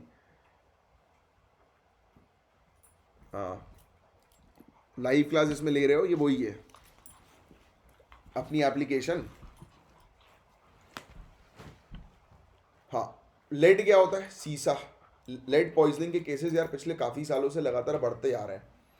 पानी में लेड का लेवल जो है वो काफ़ी जगहों पर जो है वो देखने को मिल चुका है। तो रिसेंटली एक नॉट फॉर प्रॉफिट ऑर्गेनाइजेशन ने हाईलाइट किया है इशू लेड पॉइजनिंग का इंडिया के अंदर। Centre for science and environment ने एक आर्टिकल के थ्रू रिसेंटली हाईलाइट किया कि लेड पॉइजनिंग जो है वो एक बहुत ही गंभीर हेल्थ इशू है इंडिया के अंदर, जहाँ पर लाखों की संख्या में बच्चे और एडल्ट्स अफेक्ट हो रहे हैं। वर्ल्ड हेल्थ ऑर्गेनाइजेशन के थ्रू लेड मेटल जो है ये जब बॉडी के अंदर जो है वो चला जाता है या रेस्पिरेटरी सिस्टम के थ्रू इनहेल कर लिया जाता है या स्किन उसको एब्जॉर्ब कर लेती है, तो बड़ी बड़ी दिक्कत वाली सिचुएशन जो है वो क्रिएट होती है। लेड पॉइजनिंग एक सीरियस हेल्थ इशू है, राइट। मेजर सोर्सेज जिसके कारण लेड पॉइजनिंग जो है वो होती है, जैसे पेंट हुआ, लेड बैटरीज हुई, राइट, मिट्टी और पानी जो कंटामिनेट हो गया लेड के कारण, राइट। तो और कई बार जो है वो जैसे कि जो फैक्ट्रीज वगैरह जो होती है जहाँ पर लोग काम कर रहे होते हैं, जहाँ पर बैटरी रिसाइकलिंग होती है, स्मेल्टिंग होती है, माइनिंग होती है, तो वहाँ पर लोग एक्सपोज हो जाते हैं इस पर्टिकुलर लेड पॉइजन से। फिर थिंक टैंक ने जो है वो हाईलाइट किया है कि किस प्रकार से स्क्रीनिंग सिस्टम की कमी, स्क्रीनिंग सिस्टम यानी कि मॉनिटरिंग सिस्टम की कमी के कारण ये चीज़ें जो है वो लगातार बढ़ती जा रही है। प्रॉपर तरीके से जैसे जब आप एडमिनिस्ट्रेटर बनोगे, कलेक्टर बनोगे, राइट, आईएएस ऑफिसर बनोगे, तो आपको जो है वो वेरियस टास्क जो है वो दिए जाएंगे रेड वगैरह डालने के लिए। तो आप जो है वो जाकर चेक करोगे फैक्ट्रीज वगैरह के अंदर कि वो proper rules regulation norms follow कर रहे हैं कि नहीं कर रहे हैं एम्प्लॉयज़ की हेल्थ और सेफ्टी के लिए, राइट। तो बट ऐसा ये हो नहीं रहा है, प्रॉपर स्क्रीनिंग जो है वो समय समय पर चल नहीं रही है, इसके कारण ये केसेस जो है वो बढ़ते जा रहे हैं। और 50%, half the children in India, 50% children India के अंदर ये हाई ब्लड प्रेशर जो है वो इनको हुआ है, राइट, लेड के कारण। हाई ब्लड लेड लेवल इनकी बॉडी में हम लोग को देखने को मिला है कि बच्चे जो हैं उनकी बॉडी के ब्लड में बहुत ज़्यादा लेड जो है वो हम लोग को नजर आए। लेड पॉइजनिंग बहुत ज़्यादा है। अरे यार दौलत, तू जा यार यहाँ से, पढ़ाने दे, डिस्टर्ब कर रहा है, भाग यहाँ से, चल भाग भाग। अरे बहुत देर से बैठा हुआ है यार, काट रहा है, भाग जा यहाँ से, फिर आ रहा है। चलो और वापस आते हैं। तो इंडिया के अंदर 50% बच्चे जो हैं इनके ब्लड में हाई लेवल ऑफ लेड जो है वो नजर आया। 275 मिलियन बच्चे इंडिया के अंदर, इनका ब्लड में जो लेड का लेवल जो है वो टॉलरेबल लिमिट के ऊपर है, टॉलरेबल लिमिट। और एडल्ट जो है ये भी अफेक्ट हुए हैं बिहार, उत्तर प्रदेश, मध्य प्रदेश, झारखंड, छत्तीसगढ़, आंध्र प्रदेश के अंदर।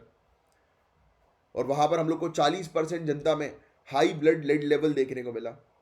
लेड टॉक्सिसिटी इंडिया के अंदर वो कंट्रीब्यूट करती है 4.6 million disability adjusted life year को और 1,65,000 डेथ को हर साल। सोचो आप इंडिया के अंदर लेड के कारण कितनी ज़्यादा मात्रा में लोग डिसेबल हो रहे हैं। डिसेबल मतलब द पॉइंट इज कि लोगों की लाइफ के अब कुछ पर्टिकुलर साल ऐसे निकलेंगे लेड के कारण कि वो अपनी लाइफ में जो है एज डिसेबल के तौर पर रह जाएंगे, यानी कि उनकी लाइफ में डिसेबिलिटी हो जाएगी लेड के कारण। तो ये चीज़ जो है वो यहाँ पर बताई गई। तो लेड पॉइजनिंग का सीवियर फिजिकल और डेवलपमेंटल इम्पैक्ट है, जिसमें एनीमिया हो सकता है। डेवलपमेंटल यानी कि बच्चे की जो मेंटल और फिजिकल हेल्थ है उसको डेवलप होने में टाइम लग सकता है। नर्वस सिस्टम को डैमेज कर देगा। अब नर्वस सिस्टम डैमेज हो गई, दैट मीन्स बॉडी में सिग्नल नहीं जा रहे हैं, पैरालिसिस।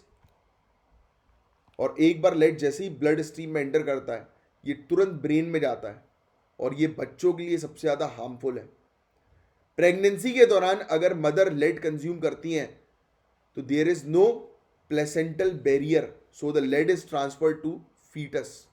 कोई बैरियर नहीं है, यानी कि फीटस तक भी पहुंच सकता है। यानी कि प्रेग्नेंट महिला में लेड जो है वो बताया जा रहा है कि बच्चों तक जो है वो, यानी कि बेबी जो है उसके बर्थ होने से पहले ही जो है वो लेड के कारण जो है वो अफेक्ट हो सकता है।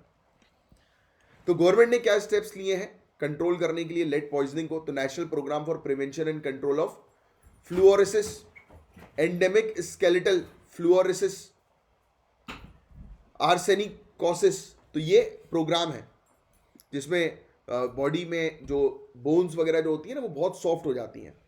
ये प्रोग्राम लॉन्च हुआ था 2010 में लेड पॉइजनिंग को प्रिवेंट करने के पर्पस के लिए।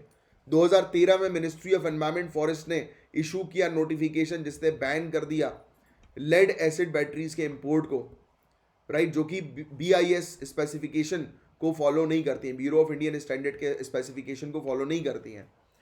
फिर नेशनल हेल्थ मिशन है गवर्नमेंट के द्वारा इसको इनिशिएट किया गया कि comprehensive health care services provide की जाए, जिसमें लेड पॉइजनिंग की स्क्रीनिंग मॉनिटरिंग शामिल है, ट्रीटमेंट शामिल है इफेक्टेड इंडिविजुअल्स के लिए। तो नेशनल हेल्थ मिशन भी लेड पॉइजनिंग को रोकने का काम करता है। Lead battery waste management rule 2016 में लाया गया ministry of environment forest and climate change के द्वारा, कि जिससे कि लेड एसिड बैटरीज को जो है वो डिस्पोज किया जाए और प्रमोट करें रिसाइकलिंग एनवायरमेंटली सेफ मैनर में उनकी। फिर एक national programme for health care of the elderly हमें देखने को मिलता है, इसको लॉन्च किया गया गवर्नमेंट के द्वारा हेल्थ केयर सर्विसेज जो है वो एल्डरली पॉपुलेशन को प्रोवाइड कराने के लिए, जो कि जिनको जो एक्सपोजर में आ गए लेड पॉइजनिंग के। फिर एक centre for advance research on environmental health हम लोग को देखने को मिलता है, इसको ICMR Indian council of medical research के द्वारा जो है वो स्टैब्लिश किया गया, और ये बेसिकली एनवायरमेंटल हेल्थ इश्यूज पर जो है वो रिसर्च कंडक्ट करती है, स्पेशली लेड पॉइजनिंग को लेकर। अब हम और क्या चीज़ें कर सकते हैं, तो अवेयरनेस कैंपेन शुरू कर सकते हैं, लेड बेस्ड पेंट्स को बैन कर सकते हैं, राइट। अब बैटरी रिसाइकलिंग जो होती है, लेड बैटरी रिसाइकलिंग, उसको जो है वो हम रेगुलेट कर सकते हैं। समय समय पर सॉइल को टेस्ट करो कि सॉइल के अंदर कहीं लेड की संख्या ज़्यादा तो नहीं है, और उसको ट्रीट करवाओ। पीने के पानी की टेस्टिंग समय समय पर होनी चाहिए। जो इंडस्ट्रीज है, फैक्ट्रीज है, उनको समय समय पर चेक करना चाहिए कि वो प्रॉपर रूल्स रेगुलेशंस को फॉलो कर रहे हैं कि नहीं कर रहे हैं। और एक अफोर्डेबल मेडिकल ट्रीटमेंट जो है वो लाने की सख्त आवश्यकता है। तो ये कुछ चीज़ें हैं जिसको आपको थोड़ा सा ध्यान में रखना है। अब यहां पर बात हो रही है उआपा के बारे में, अनलॉफुल एक्टिविटीज प्रिवेंशन एक्ट, जिसके बारे में कई बार आप लोग जो है वो हम लोग डिस्कस कर चुके हैं, आपको इसके बारे में बहुत अच्छे से पता होगा। तो मिनिस्ट्री ऑफ होम अफेयर्स ने खालिस्तान टाइगर फोर्स और जम्मू एंड कश्मीर गजनवी फोर्स को टेररिस्ट ऑर्गेनाइजेशन डिक्लेयर किया है अनलॉफुल एक्टिविटीज प्रिवेंशन एक्ट 1967 के through. Jammu and Kashmir Ghaznavi force बताया गया कि साल 2020 में एक टेररिस्ट आउटफिट के तौर पर उभर कर आई, जिसने सिक्योरिटी फोर्स को जो है वो फोर्सेस के लिए जो है वो खतरा बनी, एक प्रकार से खतरा नहीं इन द सेंस कि कंसर्न वाली बात बन गई, क्योंकि सिक्योरिटी फोर्सेस का जो है वो आप कह सकते हो कि फोकस जो है वो इस पर्टिकुलर ऑर्गेनाइजेशन पे चला गया। ये सोशल मीडिया प्लेटफॉर्म पर जो है वो लोगों को भड़काती है, लोगों को अट्रैक्ट करती है कि आप जो है वो टेररिस्ट आउटफिट को ज्वाइन करें। होता है यार, मतलब राइट नाउ लोगों को ब्रेन वॉश कर दिया जाता है, चूज किया जाता है वीक माइंडेड पीपल को। जब आप फोर्स में जाओगे सिविल सर्विसेज को क्रैक करके, तो यू विल गेट ट्रेनिंग, और आपके सामने भी केसेस ऐसे आएंगे जब आपको नजर आएगा कि यार पाकिस्तान में बैठे हुए व्यक्ति ने, या बांग्लादेश में बैठे हुए किसी व्यक्ति ने, अफगानिस्तान में बैठे हुए किसी व्यक्ति ने यहाँ के इंडिया के एक बच्चे को ब्रेन वॉश कर दिया सोशल मीडिया की मदद से, और इस कदर ब्रेन वॉश किया कि वो अपने फैमिली के सभी सदस्यों को मारने के लिए तक रेडी हो गया। सोचो, ऐसे ऐसे केसेस देखोगे। होता ये रिक्रूटमेंट यहीं से होता है, और ये आज की बात नहीं है, आज से 5-6 साल से इन्होंने ये एक्टिविटी करना शुरू कर दी है। 2-3 साल पुरानी एक न्यूज है, इंडिया और बांग्लादेश या नेपाल की बॉर्डर, मुझे एग्जैक्टली याद नहीं आ रहा, यहां पर हमारी फोर्सेस ने जो है वो 3 बच्चों को पकड़ा था, और बाद में समझ में आया कि ये बच्चे ब्रेन वॉश हो गए थे।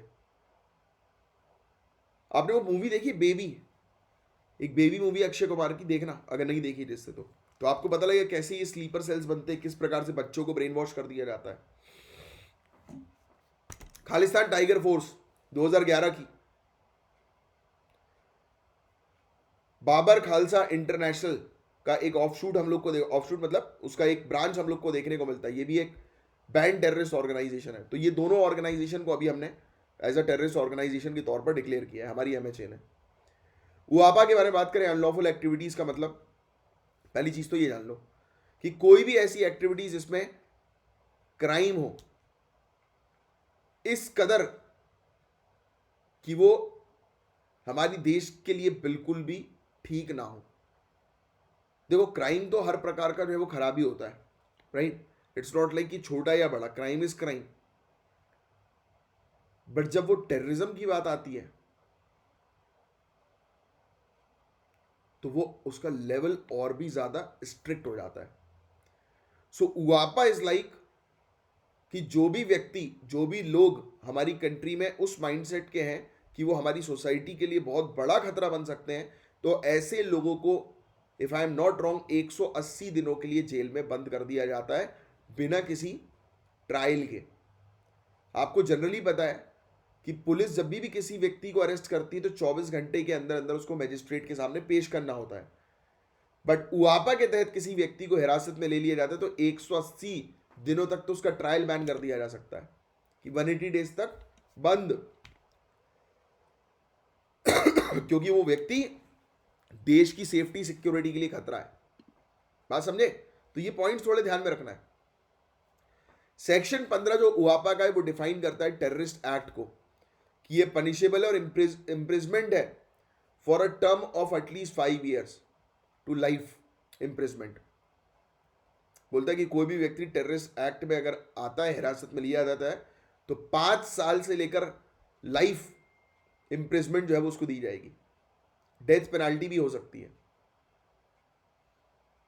और इस कानून के पास, इस कानून के थ्रू 100% पावर है सेंट्रल गवर्नमेंट के पास. इस कानून के थ्रू 100% पावर कि किसी भी पर्टिकुलर व्यक्ति को, ऑर्गेनाइजेशन को ये डिक्लेयर कर सकते हैं एज अ टेररिस्ट ऑर्गेनाइजेशन, या किसी भी एक्टिविटी को अनलॉफुल एक्टिविटीज डिक्लेयर कर सकते हैं. ये कानून अप्लाई होता है सभी लोगों के ऊपर, इंडियन सिटीजन्स के ऊपर, इंडियन सिटीजन्स आउटसाइड इंडिया के ऊपर भी, person in service of government whoever दे में, यानी कि जो भी लोग जो है वो गवर्नमेंट में सर्व कर रहे हैं. कोई भी व्यक्ति शिप में है, एयरक्राफ्ट में है, और वो शिप और एयरक्राफ्ट अगर इंडिया में रजिस्टर्ड है तो वो व्यक्ति भी इसके दायरे में आएगा. अब कुछ इश्यूज हैं उआपा से रिलेटेड. तो कहा यह जाता है कि उआपा जो है वो इग्नोर करती है. एक मिनट रुको, कुछ बोल रहे हो क्या आप लोग?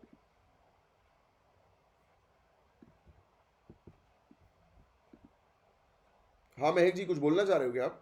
बोलो.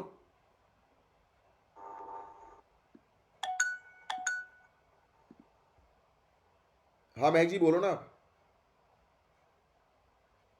Hello.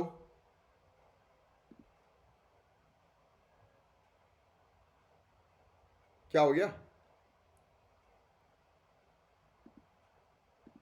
Is everything fine? I think कुछ गड़बड़ी मतलब हो गया होगा, कुछ टेक्निकल एरर आया होगा.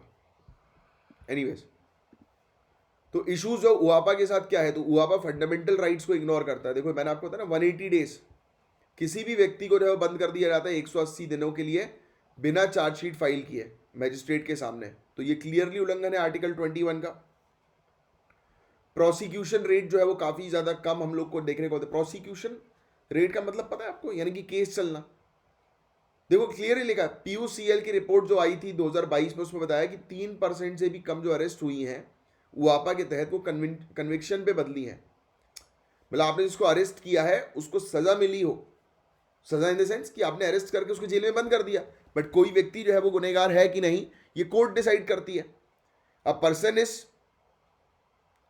Innocent until proven guilty. ये टर्म पता है ना? एक व्यक्ति बेकसूर तब तक होता है जब तक, मतलब बेकसूर तब तक रहेगा जब तक कि न्यायालय जो है वो उस व्यक्ति को सजा ना दे दे या न्यायालय डिसाइड ना कर दे. I think everyone is aware about it. तो जिन लोगों को पकड़ा जाता है उआपा में, 3% से भी कम लोग को सजा डिक्लेयर होती है. दैट मीन्स कि 97% केसेस में उआपा सिर्फ टॉर्चर करने के लिए जो है वो थोपा जाता है लोगों को, या जो भी लोग गवर्नमेंट के खिलाफ है उनके ऊपर उआपा थोप दिया जाता है. इसीलिए उआपा को ड्रैकोनियन लॉ भी कहा जाता है, पता है ना? और मैंने बताया ना, सरकार के पास पूरा डिस्क्रिशन है, डिस्क्रिशनरी पावर है, अपनी मनमानी शक्ति सरकार जो है वो उपयोग कर सकती है. स्पेशल कोर्ट्स भी क्रिएट करने के लिए ऑथोराइज कर सकती है. सीक्रेट विटनेसेस भी जो है वो यूज करने के लिए ऑथोराइज कर सकती है, और क्लोज डोर हियरिंग भी कंडक्ट करवा सकती है. तो ये पूरी चीज केंद्र सरकार के पास है. और मैंने आपको बताया ना कि कई बार सरकार अपने अपोजिशन की आवाज़ दबाने के लिए, जर्नलिज्म की आवाज़ दबाने के लिए भी इसका उपयोग करती है। तो इसलिए इसको ड्रैकोनियन के नाम से भी जाना जाता है। इस कानून को ड्रैकोनियन लॉ भी जो है वो कहा जाता है। तो ये कुछ चीज़ें जो हैं जो थोड़ी सी जो है वो उआपा से रिलेटेड आपको पता होना चाहिए। हालांकि उआपा का टॉपिक एक ऐसा है कि जिसको कई बार हम लोग जो है वो डिटेल में जो है वो कवर कर चुके हैं, डिटेल में डिस्कस कर चुके हैं उआपा के टॉपिक को। फिर ये क्रिमिनलाइज करती है थॉट्स को भी। मतलब कोई व्यक्ति, जैसे फॉर एग्जांपल कि गवर्नमेंट को लग रहा है कि इसके सोच विचार सही नहीं है, बंद करो उसको आपके थ्रू, ये भी होता है, राइट। बेल नहीं मिलती है, बहुत ही स्ट्रिंजेंट प्रोविजन है, मतलब स्ट्रिक्ट प्रोविजन है बेल को लेकर, बेल नहीं मिलती है अनलेस कोर्ट को ये ना लगे कि आरोपी जो है वो इनोसेंट है। बट कोर्ट तक पहुंचेगा जब ही तो पता लगेगा। तो बस ये चीज़ें हैं जिसके बारे में एक आपको आइडिया होना चाहिए, राइट। इसके अलावा करंट अफेयर्स के क्विज भी हैं जो आपको हमारे टेलीग्राम के चैनल पर हम प्रोवाइड कराएंगे। अभी फिनिश नहीं हुआ है लेक्चर, अभी हम लोग जो है वो कवर करेंगे दूसरी चीज़ को, दूसरी चीज़ यानी कि वनडे एग्जामिनेशन और स्टेट पीएससी के करंट अफेयर्स को। पहले 22 फेब है अपना, ठीक है।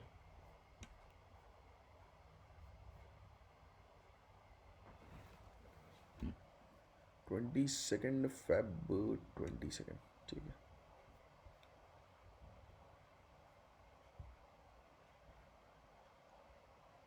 ठीक है, चलिए स्टार्ट करते हैं।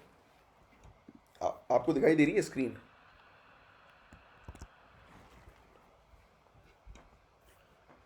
दुनिया की हाईएस्ट एल्टीट्यूड वेदर स्टेशन, ये माउंट एवरेस्ट पर जो है वो रीबिल्ड हुआ है। दुनिया का हाईएस्ट एल्टीट्यूड वेदर स्टेशन, यानी कि बहुत ऊंचाई पर एक वेदर स्टेशन जो है वो माउंट एवरेस्ट पर बनाया गया। तो दुनिया का हाईएस्ट वेदर स्टेशन जो है वो अभी रिसेंटली जो है वो हुरिकेन के कारण जो है, यानी कि वहाँ पर तूफान आया था, उसके कारण जो है वो डिस्ट्रॉय हो गया था और अभी उसको रीबिल्ड किया गया है। दैट्स वाई ये टॉपिक हमें न्यूज़ में देखने को मिल रहा है। एक टीम है माउंटेनियर्स की और साइंटिस्ट की, इन्होंने एक नया वेदर स्टेशन जो है वो 8,810 मीटर की ऊंचाई पर, कोई बताएगा कि माउंट एवरेस्ट की ऊंचाई जो है वो कितनी है, हाइट जो है वो कितनी है माउंट एवरेस्ट की? कोई बताएगा माउंट एवरेस्ट की हाइट जो है वो कितनी है? अरे 8848 मीटर, बिल्कुल रटा हुआ होना चाहिए, 8848 मीटर, यस। सो टीम जो है माउंटेनियर्स और साइंटिस्ट के, तो उन्होंने एक नया वेदर स्टेशन 8818 मीटर्स की ऊंचाई पर जो है वो रखा था। और टीम जो है, ये बताया जाता है कि मई 9 को यहाँ पर 9 मई को जो है वो बिल्कुल ठंड में जो है वो यहाँ पहुंची। इन्होंने रीइंस्टॉल करने का जो है वो काम शुरू कर दिया, राइट। तो बस यही चीज़ है, इसमें और कुछ जो है वो खास नहीं है, सिर्फ इतनी सी चीज़ ध्यान में रखो। और दुनिया की हाईएस्ट पीक जो है वो माउंट एवरेस्ट है, इसको सागर माथा के नाम से नेपाल में जाना जाता है।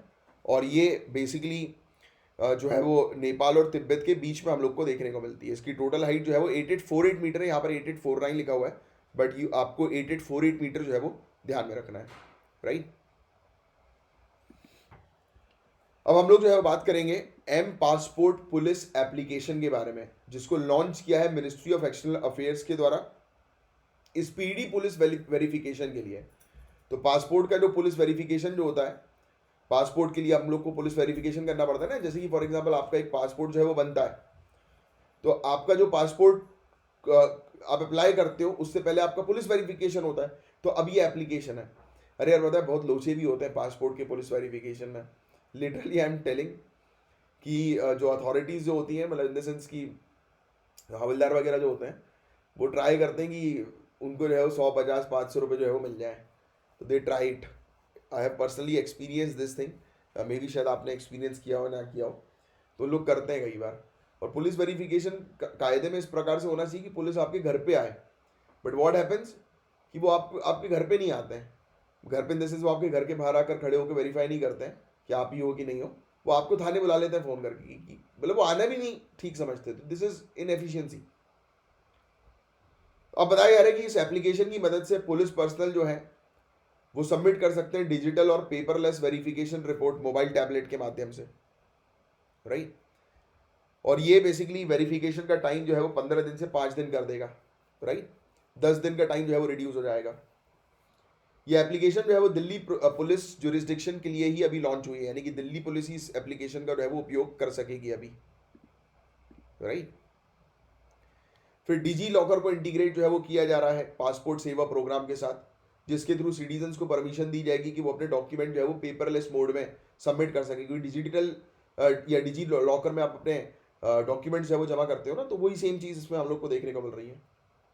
ठीक है, कि मतलब आपको जो है पासपोर्ट केंद्र में जो है वो अपने ओरिजिनल डॉक्यूमेंट नहीं ले जाने पड़ेंगे, पेपरलेस से काम हो जाएगा। बट यार पता है ये सब चीज़ें कई बार थियोरिटिकली अच्छी दिखती हैं, बट अगर प्रैक्टिकली देखा जाए ना हम लोग, तो उसमें बड़ी दिक्कत आती है। अगर प्रैक्टिकल लेवल पर आप जाओ तो आपको प्रैक्टिकल लेवल पर भले ही आप डिजी लॉकर दिखा दो, कुछ भी कर लो, वो बोलते हैं कि नहीं नहीं वो पेपर जमा करिए। ऐसा होता है यार। एनीवेज अब शायद आने वाले समय में ना हो, उसकी उम्मीद है। आप लोग ऑफिसर बनोगे तो आप चेंज करो चीज़ों को। सो डिपार्टमेंट ऑफ पोस्ट जो है इसने सेटअप किया है पोस्ट ऑफिस पासपोर्ट सेवा केंद्र पूरी कंट्री के अंदर। तो ये फैक्ट भी ध्यान में रखना, किस पर्टिकुलर डिपार्टमेंट ने पोस्ट ऑफिस पासपोर्ट सेवा केंद्र जो है वो पूरी कंट्री में सेटअप किया, डिपार्टमेंट ऑफ पोस्ट ने। आज की डेट में 555 पासपोर्ट केंद्र हैं पूरी कंट्री में, 36 पासपोर्ट ऑफिस, 93 पासपोर्ट सेवा केंद्र, 426 पोस्ट ऑफिस पासपोर्ट सेवा केंद्र हम लोग को देखने को मिलता है। सरकार ने गाइस एक सेटअप किया है पैनल मॉनिटर करने के लिए मिशन कर्मयोगी प्रोग्राम को के इम्प्लीमेंटेशन को, मिशन कर्मयोगी प्रोग्राम के इम्प्लीमेंटेशन को मॉनिटर करने के लिए एक पैनल जो है वो लाया गया। कर्मयोगी प्रोग्राम पता है क्या होता है, कोई बताएगा? ये पैनल के हेड जो है वो कैबिनेट सेक्रेटरी राजीव गौबा हम लोग को देखने को मिल रहे हैं। पैनल के अंदर सीनियर ऑफिशियल पीएमओ के हमें देखने को मिल रहे हैं, 7 सेक्रेटरीज हैं, और मतलब कि आईएएस ऑफिसर की ये लॉबी है पूरी। सीईओ जो है कर्मयोगी भारत और सेक्रेटरी जो है कैपेसिटी बिल्डिंग कमीशन के, वो परमानेंट इनवाइटीज हम लोग को जो है वो देखने को मिल रहे हैं, राइट, 12 मेंबर के पैनल में। तो हमें समझ में आ गया पैनल जो है वो 12 मेंबर का है। पहला पॉइंट कि इसके हेड आप थोड़ा सा जो है वो ध्यान में रखिएगा, मिशन कर्मयोगी प्रोग्राम को इम्प्लीमेंट और मॉनिटर करने के लिए ये पैनल है। ठीक है। Additional secretary, joint secretary department of personal and training के, तो ये बेसिकली मेंबर हम लोग को, मेंबर सेक्रेटरी हम लोग को देखने को मिल रहा है। रिसेंटली गवर्नमेंट ने जो है वो अप्रूवल दिया था कि वो कैबिनेट सेक्रेटेरिएट कोऑर्डिनेशन यूनिट जो है वो सेटअप करेंगे। किस चीज़ के पार्ट पर बताया जा रहा है कि एक इंस्टीट्यूशनल फ्रेमवर्क के पार्ट पर, national programme for civil services capacity building के अंडर, या फिर मिशन कर्मयोगी। ये आप लोग के लिए बहुत इंपॉर्टेंट है। You guys are preparing for civil services, तो आपको कर्मयोगी के बारे में पता होना चाहिए। That is for civil services. जो सिविल सर्वेंट्स है ना उनको ट्रेन करना बेटर तरीके से, इन द सेंस कि जैसे होता है ना कि अभी बीच में भी एक ये मिशन कर्मयोगी का टॉपिक आया था, मैं आपको याद दिलाता हूँ किस पर्पस के लिए आया था, कि जो भी सिविल सर्वेंट है उनको थोड़ा सा एथिकली जो है वो करना, ट्रेन करना, कि वो डील करें अगर किसी पर्टिकुलर सिटीजन से तो बेटर तरीके से डील करें, शालीनता से डील करें, राइट। एनीवेज, तो मेंबर जो हम लोग को ये कैबिनेट सेक्रेटेरिएट कोऑर्डिनेशन यूनिट के देखने को मिलते हैं, ये पीएमओ के नॉमिनी होते हैं। Secretary coordination, cabinet secretariat, department of personal and training secretary, home secretary, expenditure secretary, environment forest and climate change secretary, यानी कि सब आईएएस ऑफिसर भरे हुए हैं इसमें। तो ऑब्वियस ही बात है, आईएएस ऑफिसर मिशन कर्मयोगी के नाम से ही समझ आ जाना चाहिए आपको, तो आईएएस ही होंगे। इम्प्लीमेंटेशन जो होगा इसका, ये मॉनिटर जो है वो किया जाएगा सीएससीयू के द्वारा, और सीएसयू जो है पूरी तरह से देखेगी नेशनल कैपेसिटी बिल्डिंग प्लान को, और वो प्राइम मिनिस्टर के ह्यूमन रिसोर्स काउंसिल के सामने रख देगी अप्रूवल के लिए। बस छोटी सी चीज़ है जिसके बारे में एक आपको आइडिया होना चाहिए, एक जानकारी होनी चाहिए। नेक्स्ट, एक मिनट, हाँ, senior official India, Israel, United states और यूएई के ये अटेंड कर रहे हैं मीटिंग, और एक मीटिंग हम लोग को यूएई के अंदर देखने को मिल रही है, पहली वाइस मिनिस्टेरियल मीटिंग I2U2 के लिए। I2U2 जो है वो क्या है, कोई बताएगा? काफ़ी इंपॉर्टेंट है I2U2। I2 मतलब इंडिया इजराइल, U2 यानी कि यूएस यूएई। इसको basically if I am not wrong तो इसको जो है वो सेंट्रल एशिया का और मिडिल ईस्ट का जो है ये बोला जाता है, क्वाड बोला जाता है, राइट। जैसे एक क्वाड हम लोग को इंडिया, ऑस्ट्रेलिया, यूएसए, जापान का देखने को मिलता है, वैसे ही ये वाला क्वाड हम लोग को यहाँ का देखने को मिल रहा है, इजराइल, इंडिया, यूएस, यूएई। तो ये पहली वाइस मिनिस्टेरियल मीटिंग हम लोग को इस ग्रुप की देखने को मिल रही है जब से ये ग्रुप जो है वो तैयार हुआ। और बताया जा रहा है कि इस ग्रुप का अनाउंसमेंट जो है वो किया था जो बिडेन ने, यूनाइटेड स्टेट्स प्रेसिडेंट ने, इजरायली प्राइम मिनिस्टर लैपिड या Lapid, UAE president Mohammed bin Zayed Al Nahyan और Indian prime minister, Indian honourable prime minister Narendra Modi.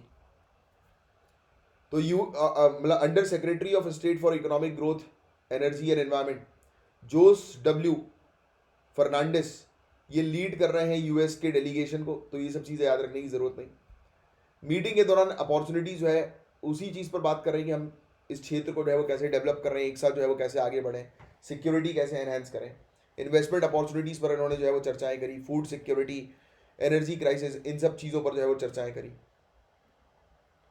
ठीक है, बस ये चीज़ आप ध्यान में रखिए थोड़ी सी। Learning teaching material for foundational stages has been launched by Dharmendra प्रधान।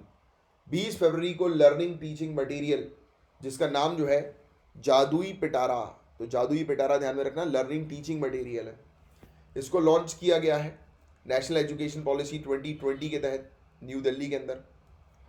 ये एक यूनिक इनिशिएटिव सरकार का हमें देखने को मिल रहा है जो हेल्प करेगा स्टूडेंट्स को फाउंडेशनल स्टेज में कि वो सीख सकें आसानी से प्ले वे मेथड के थ्रू, यानी कि खेल कूद के मेथड के थ्रू जो है वो चीज़ों को सीख सकें। और ये national curriculum framework for foundational stage 2022 का पार्ट है। जादुई पिटारा जो है वो एक play based teaching learning material है, राइट। इसको डिज़ाइन किया गया बच्चों के लिए जिनका एज ग्रुप 3 से 8 साल का है। जादुई पिटारा के अंदर प्ले बुक्स है, एक्टिविटी बुक्स हैं, फ्लैश कार्ड है, पोस्टर्स हैं, काफ़ी सारी स्टोरीज जो है वो, जैसे होता है ना छोटे बच्चों की किताब, आपको जब आप छोटे हो गए आपको याद होगा कि नहीं पता नहीं, मुझे तो याद नहीं है, बट मैंने तो बहुत किताबें फाड़ी हैं मस्ती करता था मैं बहुत ज़्यादा, खतरनाक टाइप का, राइट। फाड़ने इन द सेंस कि मैं उसकी, जैसे होता था कि कुछ जैसे किसी की अच्छी फोटो है वहाँ पे चित्र है तो वो मैं निकाल लेता था और मुझे अलग ही शौक था उस चित्रों को कलेक्ट करने का, राइट। तो ऐसा मम्मी बताती, मुझे तो याद भी नहीं है। तो होता है ना छोटे बच्चों की जब अपन किताबें देखते हैं तो उसमें बढ़िया बढ़िया, मुझे अच्छी लगती है यार वो, बिल्कुल जो होता है ना कि किताबों में एकदम डायग्राम बने हुए हैं, राइट, अच्छा लगता है वो, मुझे आज भी अच्छा लगता है। इवन जब मैं कोई बुक जो है वो पढ़ता हूँ और उसमें आज फोटोज़ के थ्रू समझाया हुआ होता है तो वो बहुत ईजी लगता है, ईजिली अंडरस्टैंडेबल होता है। इसलिए तो मैं जो जीएस की अब जो स्लाइड्स तैयार करवा रहा हूँ वो इसी मॉडल के ऊपर जो है वो तैयार करा रहा हूँ, पीपीटी मॉडल के ऊपर, कि उसमें थोड़ा सा अपन पिक्चर्स वगैरह के माध्यम से जो है वो चीज़ों को कवर करेंगे। तो उसके लिए पूरी टीम अलॉट कर दी है।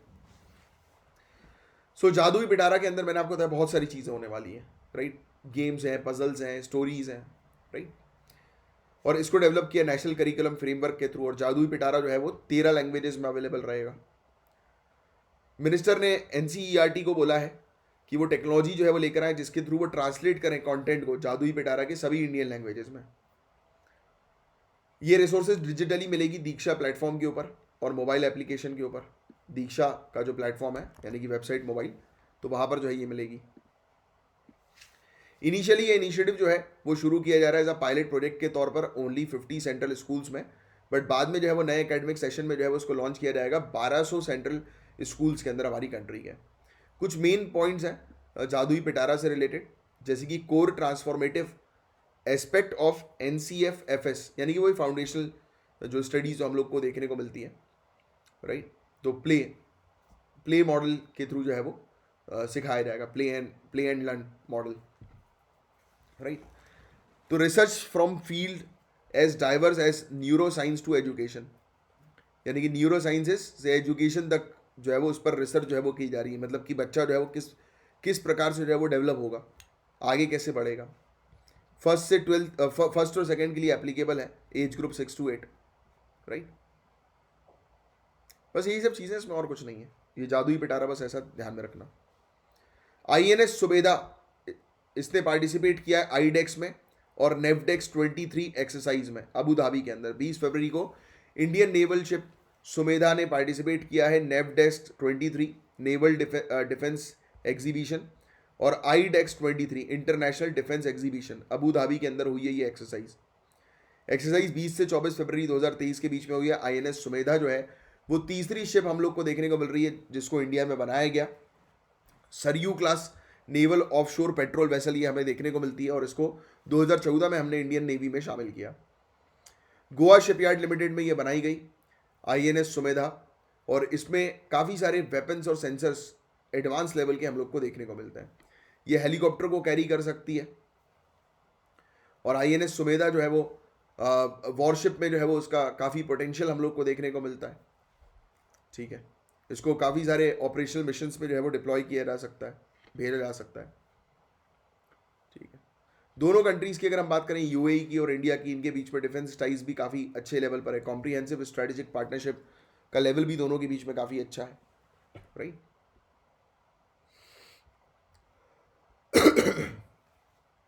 Cross border connectivity UPI of India और पे नाउ ऑफ सिंगापुर के बीच में हम लोग को देखने को मिल रही है। हमारे ऑनरेबल प्राइम मिनिस्टर और सिंगापुर प्राइम मिनिस्टर ली हेसिन लूंग, इन्होंने विटनेस किया है कि ये लॉन्च करेंगे cross border connectivity UPI of India और पे नाउ जो हम लोग को सिंगापुर का देखने को मिलता है उसके बीच में। तो लॉन्च जो है वो RBI के गवर्नर शक्तिकांत दास के द्वारा किया गया। Ravi Menon managing director monetary authority of Singapore के, तो इन्होंने जो है ये लॉन्च जो है वो सक्सेसफुल बनाया लॉन्च को। अब लिंक किया जा रहा है UPI और पे नाउ को, राइट, जिसके थ्रू हम लोग को देखने को मिल रहा है कि सिंगापुर और इंडिया के सिटीजन जो है वो बेनिफिट जो है वो उठा सकेंगे। यानी कि जो भी इंडियन सिंगापुर में जाते हैं तो वो UPI का इस्तेमाल कर सकेंगे, और जो भी सिंगापुरियन इंडिया के अंदर आते हैं तो वो अपने पे नाउ का इस्तेमाल कर सकेंगे, राइट। तो ये दोनों आपस में लिंक हो रहा है। तो लिंकेज जो UPI और पे नाउ का जो है वो पॉसिबल कर देगा दोनों कंट्रीज़ के सिटीजन्स को कि वो बहुत ही जल्दी अफोर्डेबल और बहुत तेज़ी से जो है वो अपना रेमिटेंसेज जो है वो भेज सकें, पैसा ट्रांसफ़र कर सकें। क्विक और इनएक्सपेंसिव मनी ट्रांसफर ही हम लोग को सिंगापुर टू इंडिया का देखने को मिलेगा, जो बेनिफिट करेगा इंडियन कम्युनिटी को सिंगापुर के अंदर और सेम सिंगापुरियन कम्युनिटी को इंडिया के अंदर। फ़ोनपे ने इससे पहले जो है वो लॉन्च करी थी facility cross border UPI payment की, UPI इंटरनेशनल के थ्रू, राइट। तो बस यही चीज़ें हैं जिसके बारे में आपको आइडिया होना चाहिए, दैट्स इट। BVR सुब्रमण्यम, इनको अपॉइंट किया गया एज अ न्यू CEO के तौर पर नीति आयोग के, तो इनका बस नाम याद रखो BVR सुब्रमण्यम। तो ये परमेश्वरन अय्यर को जो है वो रिप्लेस कर रहे हैं, तो याद रखना BVR सुब्रमण्यम नए CEO हम लोग को नीति आयोग के देखने को मिल रहा है। परमेश्वरम अय्यर जो है उनको अपॉइंट किया गया है एज अ एग्जीक्यूटिव डायरेक्टर के तौर पर भी वर्ल्ड बैंक के, जिसका हेडक्वार्टर वॉशिंगटन DC में हम लोग को देखने को मिलता है। और मिस्टर अय्यर राजेश खुल्लर को जो है वो रिप्लेस कर रहे हैं। ठीक है, 2 ईयर के पीरियड के लिए इनको अपॉइंट किया गया है। इनका अपॉइंटमेंट जो है वो अप्रूव किया अपॉइंटमेंट कमेटी ऑफ कैबिनेट ने, तो यह फैक्ट भी ध्यान में रखना, राइट। ठीक है, परमेश्वरम अय्यर जो है वो तीसरे CEO नीति आयोग के देखने को मिल रहे हैं, और ये बन गए हैं CEO नीति आयोग के जुलाई 2022 में।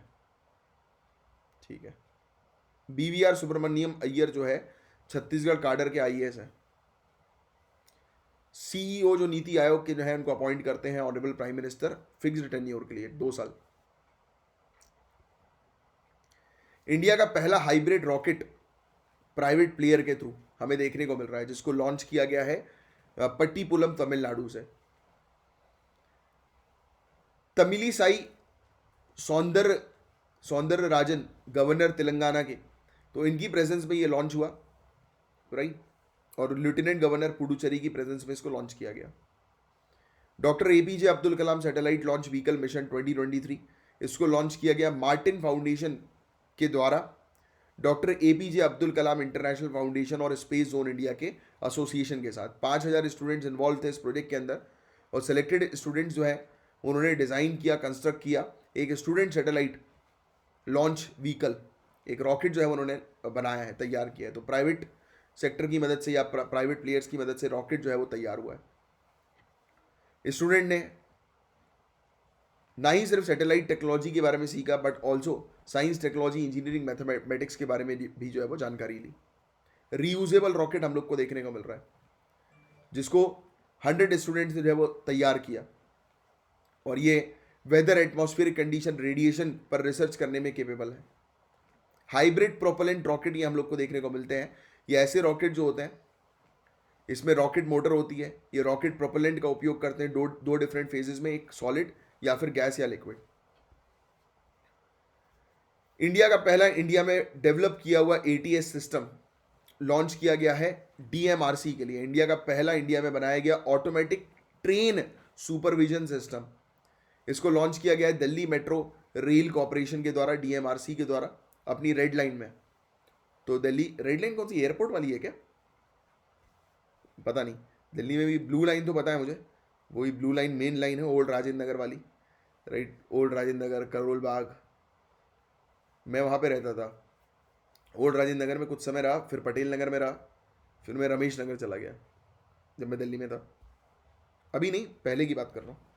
उसको टाइम हो गया, मेरे 8-9 साल हो गए, 10 साल हो गए ऑलमोस्ट।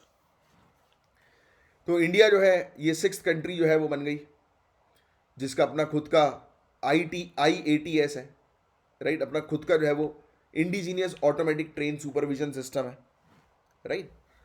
और इसको बताया ये जा रहा है कि इंडिया 6th कंट्री है, और इसके अलावा फ्रांस, जर्मनी, जापान, कनाडा और चाइना के पास ही ये चीज़ है, राइट। अपना खुद का जो है वो ऑटोमेटिक ट्रेन सुपरविजन सिस्टम। इसको लॉन्च किया गया है ऑपरेशंस कंट्रोल सेंटर के थ्रू, जो कि शास्त्री पार्क पर लोकेटेड है।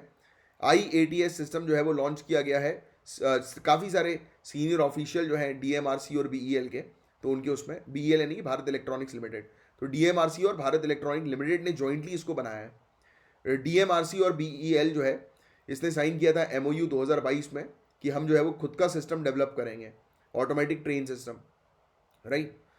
तो ये चीज़ दिल्ली मेट्रो प्लान कर रही है कि इंस्टॉल करेगी IATS सिस्टम को दूसरे कॉरिडोर्स पर भी, अभी रेड लाइन पर किया, दूसरे कॉरिडोर पर भी कर देगी। IATS सिस्टम जो है बताया जा रहा है कि रेलवे सिस्टम यानी कि इंडियन रेलवेज भी बाद में जाके इसका उपयोग जो है वो करेंगे। ये टेक्नोलॉजी जो है वो डेवलप की गई है कि वही सिग्नलिंग वेंडर सिस्टम जो है अलग अलग जो हमें देखने को मिलते हैं, उसमें जो भी चेंजेस आते हैं तो तुरंत उसकी जानकारी मिल सके, यानी कि एक ही जगह से पूरे नेटवर्क को जो है वो कंट्रोल किया जा सके, मॉनिटर किया जा सके। तो ATS basically computer based system होता है जो कि मैनेज करता है ट्रेन के ऑपरेशंस वगैरह को। अब अवार्ड और प्राइज से रिलेटेड न्यूज़ है। ऑस्टिन बटलर, इन्होंने BAFTA अवार्ड 2023 जीता है बेस्ट एक्टर और बेस्ट एक्टर के लिए। और केट हम लोग को ब्लैंचेट, केट ब्लैंचेट, इन्होंने जो है वो बेस्ट एक्ट्रेस का अवार्ड जो है वो जीता है। तो 76 ब्रिटिश एकेडमी फिल्म अवार्ड 2 लोगों को मिला, इन दोनों के बस नाम ध्यान में रखो, दैट्स इट। फिर एक और अवार्ड हम लोग को देखने को मिल रहा है, कार्तिक सुब्रमण्यम, इन्होंने picture of the year award जो है वो जीता है। इनका नाम याद रखना, नेशनल ज्योग्राफी ने अनाउंस किया है विनर अपने एनुअल पिक्चर के लिए, picture of the year award के लिए। तो इंडियन ओरिजिन कार्तिक सुब्रमण्यम, इनको जो है वो मिल गया। ये फोटो का टाइटल था डांस ऑफ द ईगल्स, तो नेशनल ज्योग्राफिक ने ये अवार्ड दिया, ये चीज़ बस ध्यान में रखिएगा। आयुष्मान खुराना, ये नेशनल एम्बेसडर जो है वो बन गए हैं यूनिसेफ इंडिया के। तो यूनिसेफ इंडिया के नेशनल एम्बेसडर आयुष्मान खुराना, 18 फरवरी को यूनिसेफ इंडिया ने अपॉइंट किया है हिंदी फिल्म एक्टर आयुष्मान खुराना को as a national ambassador for child rights के तौर पर।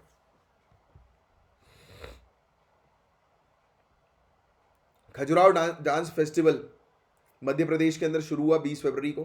खजुराहो तो आपको पता है, मध्य प्रदेश के अंदर खजुराहो टेम्पल्स हैं काफ़ी फेमस, छतरपुर में है मेरे ख्याल से। मध्य प्रदेश गवर्नर मंगू भाई पटेल, इन्होंने उद्घाटन किया खजुराहो डांस फेस्टिवल 2023 का। 26 फरवरी को जो है ये फेस्टिवल जो है वो कंक्लूड हो जाएगा, बताया गया था, और हो चुका है भी है, ठीक है। मध्य प्रदेश रूपंकर कला पुरस्कार ये प्रेजेंट किया गया, यानी कि अवार्ड भी जो है वो दिए गए इस पर्टिकुलर फंक्शन में। डिपार्टमेंट ऑफ कल्चर के अंडर फेस्टिवल ऑर्गेनाइज किया गया, किसके प्रयास से? उस्ताद Alauddin Khan academy of music and arts, department of tourism, archaeological survey of India, world dance alliance और छतरपुर डिस्ट्रिक्ट एडमिनिस्ट्रेशन, इनके प्रयास से जो है अवार्ड दिया गया। G20 की चेयरमैनशिप इंडिया के पास है, तो पहली मीटिंग कल्चरल वर्किंग ग्रुप की भी हम लोग को खजुराहो में देखने को मिली। अलग अलग कंट्रीज़ के आर्ट एग्जीबिशंस भी यहाँ पर जो है वो शामिल हुए डांस फेस्टिवल के दौरान। तो ये चीज़ आप ध्यान में रखिएगा। फिर करंट अफेयर्स के क्वेश्चंस और आंसर्स मैं आपको फॉरवर्ड करता हूँ थोड़ी देर के अंदर हमारे टेलीग्राम ग्रुप में। जिन भी स्टूडेंट्स को हमारे टेलीग्राम ग्रुप को ज्वाइन करना है तो आप हमारे टेलीग्राम ग्रुप को ज्वाइन कर सकते हैं। सर अभी से स्टेट PSC का करंट अफेयर्स भी हैंड आउट PDF आएगा ना? ये वाली PDF आएगी, हैंड आउट नहीं आएगा अलग से, सिर्फ ये जो PDF दिख रही है ना ये आ जाएगी टेलीग्राम ग्रुप पर। ये वाली PDF जो है वो डाल दी जाएगी, उसमें भी शामिल कर। मार्च से शुरू करेंगे, 1 मार्च से जो है वो शुरू कर देंगे, मतलब कल ही तो है 28 फरवरी, कल से शुरू कर देंगे, ठीक है। चलो अब साइन ऑफ कर रहा हूं मैं। अब हम लोग मिलेंगे कल करंट अफेयर्स के लेक्चर में। और अभी 8:30 बज गया है, तो अभी मैं आपकी वाली क्लास नहीं कर पाऊंगा मॉडर्न इंडियन हिस्ट्री की। तो आज मॉडर्न इंडियन हिस्ट्री की क्लास नहीं कर रहे हैं। आज 11 बजे हम लोग 11 या फिर 1 दोनों में से कोई एक चेक करना पड़ेगा मुझे जाके स्केड्यूल। अभी आपके लिए पॉलिटी का कोर्स जो है मेरे ख्याल से आज रेडी हो जाएगा, कंप्लीट पॉलिटी का कोर्स पूरा पॉइंट वाइज आज या कल 2 दिन के अंदर आपका ये पॉलिटी का कोर्स पूरा रेडी हो रहा है। फिर पॉलिटी के बाद जो है सेकंड ऑप्शन किसको दूं मैं, मेरे पास 4 चीज़ें हैं अभी, 5 चीज़ें हैं टोटल। पॉलिटी के बाद मैं सोच रहा हूँ एनवायरमेंट फिनिश कर दूँ, राइट, एनवायरमेंट का कंप्लीट कोर्स कंप्लीट कर दूँ। क्विज में अभी आपको अभी तुरंत आ जाओ, टेलीग्राम ग्रुप को जल्दी से जल्दी अभी ज्वाइन करो तुरंत, वहाँ पे एक्टिवेट हो जाओ। वहाँ पर मैं भी आपके क्विज जो है वो करवा रहा हूँ जस्ट अभी, विदाउट वेस्टिंग एनी टाइम। आ जाओ,